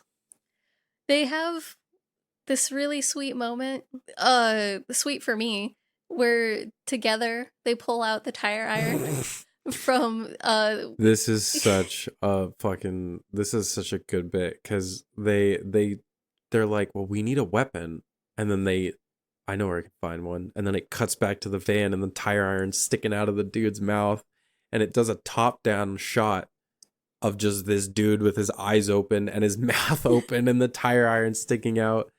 They say it like, they walk up to it and they're like, he's like, are you sure you want to do this? And she's like, we should do it together. And so she's like, I can't do this. And he's like, no, you have this. You can do this. And it's like this nice, encouraging scene. They both get it. They like both put their hand on it at the same time in slow-mo and then pull it out together. And it's just it's so insane. It's such a like randomly satirely sweet scene of like, we can do this together. Just pull out the weapon from the dead man's mouth. It's okay. And then Jay gets his shit rocked by Hard Eyes. Yeah. Oof. He gets the shit beat out of him. Enough to the point where Hard Eyes has got him on the ground and is kneeling over him. And Allie, like, from behind, is able to fucking smash him on the head, and it like halts him for a second, and he turns around to look at Allie, and then Jay grabs, I think it's the machete, right? Yes. He grabs something sharp and stabs it through Hard Eyes, and like falls over. And I was like, damn, you couldn't give Allie the final kill. You had to give it to Jay. Whatever, I guess. But like blood splatters everywhere and gets all over Allie. And in her and mouth. And in her mouth. And so she looks down at Jay and says like, how could you? And he's like, what do you mean? And she's like, it's in my mouth. He's like, I just saved your fucking life. She's like, I think I'm going to be sick. And then she turns and vomits all over Hard Eyes twice. All up over him. Just like, so much. And I was, I don't like, I can't. This reminded me. It was very funny. It reminded me of the scary movie scene that was for Exorcist, where it was just so much. Jesus Christ. Yeah, so she leans down to demask him, and both of them are like, who the fuck is this guy? They don't recognize him. Yeah. So they, again, end up at the back of an ambulance, and they're getting checked out. They have their blankets wrapped around them, and the EMT is like, you guys are going to be famous. The couple that stopped Hard Eyes. Hard Eyes, yeah. It's so romantic. And then she, like, walks away. I don't know. And Jay's like, hey, so how about we go back to my hotel room? Let's finish this campaign up. Let's get some actual food. And she looks at him and is like, I can't. And you're like, whoa. That's not, like, you know, it's the end of the movie. It's the final kill. You guys are all super cute in the back of an ambulance, and you're going to say no? Mm-hmm. And so they, like, stand up, and Shaw offers to give him a ride. And he clarifies, he's like, she's not my type, just for the record. Yeah. Gets in, then Allie's standing there alone because the EMT is like, oh, I got another call, and rips the blanket off of her, throws it in the back of takes all the shit, and then just leaves. And she's just standing there, and she's like, all right, I don't have a ride. Mm-hmm. She goes home, and then does it just cut to her talking to Monica? Yeah, he wrote his phone number on her hand in pen because neither of them have their phones anymore. Yeah. And then it cuts to she like showered, and then she's lying on the couch, and she's FaceTime. Is she FaceTiming Monica? I think she like watches. She's like watching an old movie, and then it's the movie that was playing at the drive-in where she's like, I actually really like this movie, and Jay was like, that's really fucking surprising coming from you. Yeah. And that's how they got on the whole conversation about their parents. Mm-hmm. She's also, right before she lays on the couch, right, she's like dealing with the carnage of her outfit being covered in blood because she specifically took off that outer coat earlier when she's like, it's a really expensive outfit, and now it's covered in blood. Yeah. And then she hangs it on a hanger in the hole of her bedroom door, and it's just like, it's a crime scene technically, but like not, because there was nothing there. And so she like showers and like lays on the couch and is talking to Monica. Monica is just, again, I love Monica because she's like, hello, is there something you want to tell me? It's all over the news. Hard Eyes? And she's like, yeah, but like, I really care about Jay, and I think I fucked up. And Monica's like, bitch, where is he? Go get him. She's get like, him. He's at the airport. She's like, go get him. And then this is the monologue that Monica does, where she like lists off a bunch of rom-com movie titles to like be a really motivating like quote. It's so good. She goes off for a hot second, and then I wish I could just like Google it and find it, but I don't think that it would just be out there. No, it would probably take a little bit of time. I'm gonna try, but we can keep talking. Doesn't Allie just like hang up on her too? And she's like, hello? I think so. I can't remember if this is there, but then Allie races off to the airport. And how fucking early is this flight? Like, I don't think she's slept yet. Like, it's still nighttime out. I guess he's going on a red-eye. Who fucking knows? And she's just in the... If you've ever dropped someone off at the airport, you know there's an area for you to drive up with cars and drop people off, and she's just on the sidewalk screaming his name. Really quick, I found it. You found it? The quote. Yes. So they're on the phone, and Monica's like, Allie, listen to me. You deserve to be happy. You deserve to have someone love you for the beautiful, neurotic mess that you are. I mean, you can be so clueless sometimes. It's one of the 10 things I hate about you, honestly. You can't let Jay go off to to his best friend's wedding and hook up with a bunch of bridesmaids and move to Notting Hill. No, this is love, mama. Some kind of wonderful, crazy, stupid love, actually. It's just like there's so many like titles and references. Holy shit. Yeah, dude, it is. That's why I was like, I have to find it, because like she does that, like that quote alone is why you should watch the movie, because her delivery of it is so perfect. Like if you didn't know any of those were movie titles or like quotes or references, you'd just be like, what a sweet motivational quote. But like, it's so good. I love Monica's character, and I think we only get her for like 4 scenes. She's not in this movie a lot, but it does not feel like it. Like she sticks with you. Oh yeah, 100%. Oh, so good. I'm so glad I could find that. I'm so happy you found that. So she's just screaming on the sidewalk, and then she goes up and hugs some random man who is not Jay, and she's like, "I'm so sorry, you're not who I thought you were." And then her phone rings, and it's an unknown number, and it's Hard Eye's voice, so obviously it's voice augmentated, which this voice doesn't freak me out.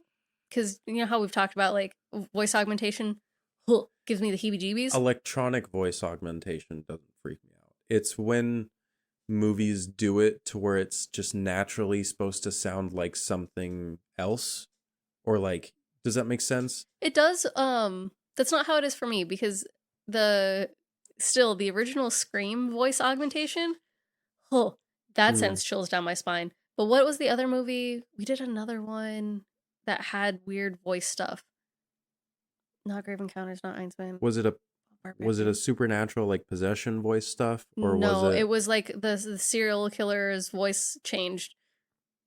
Oh, Black Christmas. That wasn't augmentation, but his voice fucking weird shit. That shit freaked me out. I cannot wait to watch that movie again. Honestly, like. So she gets the call with a it's creepy, but it's not like the bone chilling creepy of voice augmentation I don't like. And it's you can hear Jay screaming in the background as they're talking, and the guy's like, "Meet me at St. Valentine's Chapel," and I'm like, obviously St. Valentine's. Okay, quick question: Is Valentine's Day big in Seattle?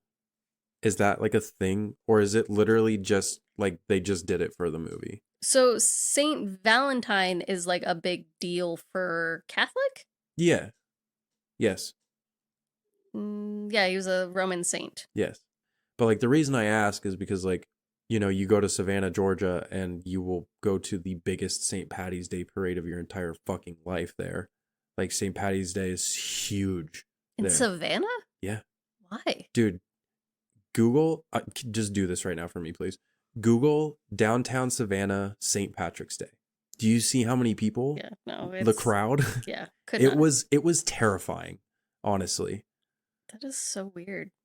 But yeah, so like the reason I asked the question is because like maybe Valentine's Day is like a bigger thing because, you know, they may have like some of those older churches or something like that there that just might kind of like not cater to, but you know. Yeah, I'm assuming because like they go to a chapel, so I'm assuming that I don't know if like Valentine's Day would be big, but maybe just like the saint is big. Maybe they have like some weird like sister city stuff. Yeah. No, that's fair. I'm just curious. I have no idea. I've never been to Seattle. Anyway, sorry. Let's. I don't know if if Valentine's Day or Saint Valentine is really big in Seattle. It's weird if it's not, and they have a Saint Valentine chapel. Yeah. But who knows? It could be for the movie. She goes to the chapel. She does, and she walks in, and it's all red, and there's candles and candles and flower petals, and it looks very sexy, very gothic romantic. Yeah. Jay is tied up at the altar, and it does like Hard Eyes like moves his head, and he's standing right behind him. Demasks himself, and it's the fucking IT guy. Yeah. David. Yep. It's the fucking IT guy. Called it. He was too fucking weird at the interaction where he was like, "Do I know you from somewhere?" See, I should have recognized it, but I don't think it clicked in my head that she was like, I don't go on dating sites or like dating apps. In my head, I should have been like, okay, then how do you know her? For some reason, my brain just was like, okay. Like, you're trying to shoot your shot again? That's okay. For me, it was the introduction of a new character so late into the movie with such an odd interaction. That's totally fair. So I was like, he's definitely involved or a wild red herring. And then And the then red hair, and then the big surprise comes out. oh, he's like, do you not remember me? She's like, who the fuck Oh, are yeah. you? And he's like, David, The the IT guy. She's like, then who the fuck did we kill? He's like, oh, that was, what was his name? Eli. Yeah, that was Eli. He's a fucking idiot. They say something, she says something about, oh, I'm sorry I killed your couple. And he's like, we're not a couple. It was a throuple. Yeah. And then Shaw walks out. Yeah. And you're like, oh, that I definitely wasn't expecting. Nope. I did not expect it, but it makes sense because she pulls out the wedding ring and JS. Yeah. Janine Shaw. Yeah. His wedding ring. It makes total sense. And they are super just grossly erotic about telling their story about how murder is their kink, and they're so happy they found someone to share it with, and they've been together for like the past 10 years. We get cuts of like shots from earlier in the movie of like the kills, and then they're describing like essentially who did the kills. So like David killed the woman in the grape smoosher. Shaw killed, did Shaw kill Hobbs? I can't remember because there's like they switch back and forth. They switch I know back and forth. David kills the taxi driver. Yes. And then so it's hard for me to keep it straight because they would tag team kind of some kills where it was like they were both there, but one did like the actual murder because it was like they're showing off for their partner type deal. Mm-hmm. And so I can't remember exactly, but they go through who did what kill and how it happened and everything. And then we hear that like famous line like, it's our kink. Because like that's kind of been like said. It was like said once earlier, but then they like talk about kink. So I don't know. It's just like when they say it, it was like, oh damn, like there is the penultimate like quote right there. Well, it's that and it's both, right? It's the murderous woman and the murdering man, and it's both in one. And then they do clarify Eli was not our boyfriend. He was our fanboy. Yeah. Don't actually give a fuck about him. Yeah, he was just a crazy follower who did whatever we asked. And they said that they didn't originally mean to target Allie and Jay. They were after the other couple, so Colin and his girlfriend. Mm-hmm. However, the kiss was just pure chemistry. They could not kill them. And it has this scene of like Hard Eyes watching their kiss and like zooming in with the heart eyes. Mm-hmm. Oh, it's so good. They then tell Allie that in the ultimate act of love, you must either choose, you must take this gun and choose to kill yourself or kill your loved one. And it is the ultimate whatever. Allie gives a whole like monologue about how she does actually care about him and how she's growing. She's been changed. And then she points the gun up at her head. And then she goes, sorry, Jay. Shoots him in the shoulder and he falls over. You realize that she shot through him to hit Shaw in the stomach. Yeah. And you're like, damn, bro. And she starts shooting at David, right?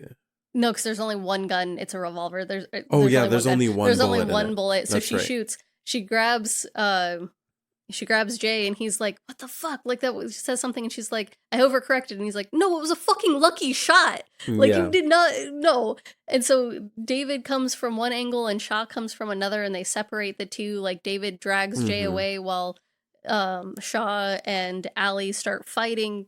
It gets a little blurry here because it's just a lot of back and forth. It's a lot of fighting. Oh, yeah. Jay is like losing a lot of blood and is kind of like, I'm surprised he's still conscious, but like David is on top of him, like making him watch. And he's like, watch how like beautiful and amazing this is.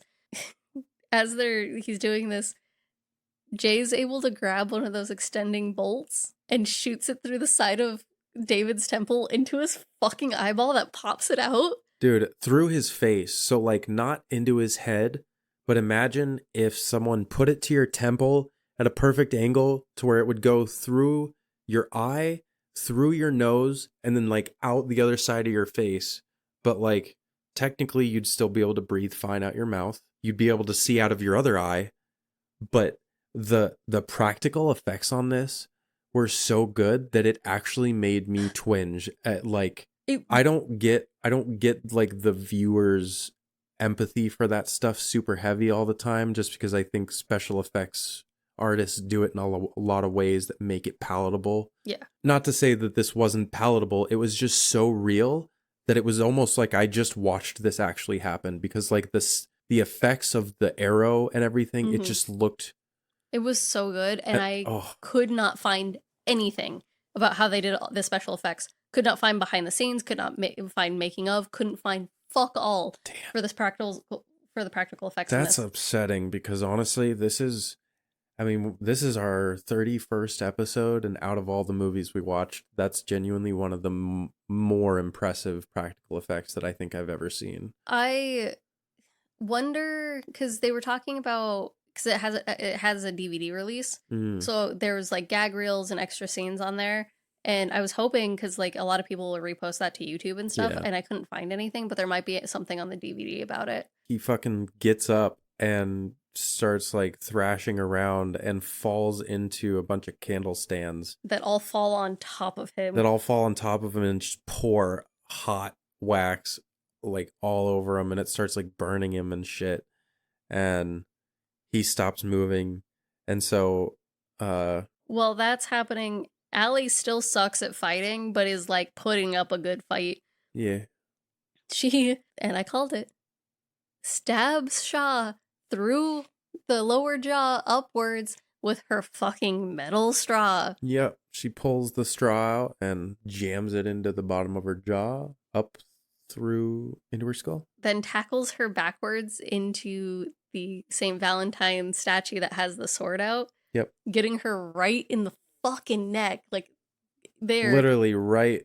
Like, through the spine into the jugular, like Adam's apple. Yeah. And you can, like, Shaw's feet are barely, like, hitting the ground. Like, she's semi-dangling there as this thing is, like, cutting into her neck. Ending up... This is what I wanted to see for practical effects. The weight of her body and the sword decapitates her. Yeah, it literally, her body is slowly pulling her head off because her body's falling and her head's like stuck on top of this thing. So her body, it separates and the body slumps to the floor, and then the head falls like a couple seconds later and tumbles next to it. And damn, bro. Dude, what a fucking kill. It was so good. And then they did the little, I know like everyone bitches about it, but they did the like little blood squirts from the neck, which I just like, again, nostalgia. That is one of the effects that like, fuck you, I think it's great even if it's not accurate. Or just like and does a few little big blood spurts as she looks at it. Allie's like whole face is covered in blood, but she doesn't puke. And when she goes over to Jay, he also says, hey, you didn't puke this time. I think you're over your hemophobia. Yeah. They have like this little cute moment. Just kind of like his head is in her lap. And then David starts crawling over to them covered in wax and just like screaming like a mad lad. He's like, I'm going to kill you. Jay reaches over, grabs the crossbow, and puts one right into David's head. And he just fucking slumps down and is finally dead. And then we get a fade to black with it. Ooh, sorry. No, you're good. It's late. We've been talking for a while. We get a fade to black with a 1 year later. And we're back in the fucking conference room. Yeah. With Crystal. At least she's giving a toast this time. The most, like, oh, God. The most, like, I hate, like, I don't want to give you recognition, but you did such a good thing for me that, like, it's okay. Have to. Yeah. It's like, because she said something snarky, like, I never thought that a year ago, if you'd have told me that this would have been the most successful campaign, I would have laughed at you and said you're fucking insane. But somehow it's like, shut up. Stop being so fucking demeaning and just like accept the fact that she put out some good fucking work. Well, and she also says like something about, I guess you have to go back to doctor school or whatever. Yeah, she's like, as much as I love having you here, I know it's your last day. Gotta go back to doctor shit. It is a whole thing. I hate Crystal. Yeah. But she says to success, and then Allie does the most cringe thing ever and looks over at Jay and is like, no, to love. And I'm like, look, man, that's too much for me. Like, I'm not doing that shit in front of a conference room full of people. Like, there's a lot of things I would do for my wife. I'm not cutting off someone's toast by saying no. Yeah. For love. Yeah. I don't know why that gave me the ick, but it fucking did. They're in this convertible car at the drive-in, and they're like, is it weird that we're here like a year later after all these murders? Is that weird? Jay's like, no, it's like memories. This is where I fell in love with you. This is where I knew I loved you. And she's like, yeah, I guess. Like, yeah. He ends up pulling out a ring box, and and he's he's like, like, don't freak hold, out. don't freak out. He opens it, and it's got a key in it, and he's like, will you move in with me? And she's super silent for a second, and she's like, no. I don't want a key. And he's like, okay, and closes it. And she's like, no, I don't want a key. And then she pulls out her own little ring box and opens it and is like, I want you. And it's an actual ring. And it's so cute because he's like, of fucking course. And then No, he says a million times yes. It's a Oh. freaking reenactment of the first opening scene because you look over and there's Monica is snapping pictures from behind them, and freaking Allie gets a phone call saying, did you get it? And she's like, girl, you know I fucking got that shit. And this is So where good. Allie hangs up on her because Monica's saying a bunch of stuff and Allie just hangs up Oh, and she's yeah. like, hello? Hello, Yeah. Allie? And then they kiss, and then it zooms out to the cars and the drive-in, and then it pans up to the sky, and then it does a cute little like the end with the red neon heart. Oh, what I just said was the after credit scenes, my bad. Oh, maybe that's why. Did you not remember that? No. So how it ends, right, is she pulls out the ring box and, cute, 1,000 times yes. Mm-hmm. And then it goes through a shit ton of credits, and like midway, it's Allie's phone ringing, and it's the Heart Eyes voice on the phone, except she's like, girl, it's just me. No worries. Like, I got the photo. Like, you're chill. Maybe I did. Dude, It's been such a day that like my brain is. I had to fast forward through the credits to find it. Oh, okay. So if you didn't see it, don't blame you. And then that's the movie.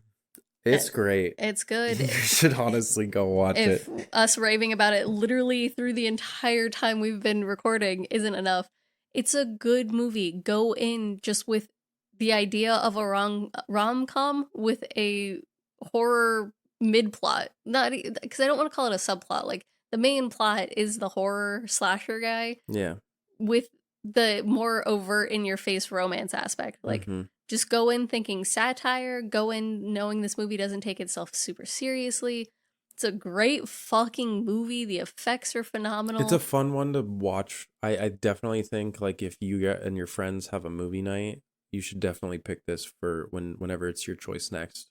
If you guys like these kind of movies, or maybe like movies that you like to talk about or joke about or whatever, because you can joke about this movie but also appreciate the fuck out of it, because like it'll actually like tickle you. Yeah. So go watch it. Go fucking watch it. Thank you for listening to this week's episode. Follow our Instagram and threads at No Self Service Pod.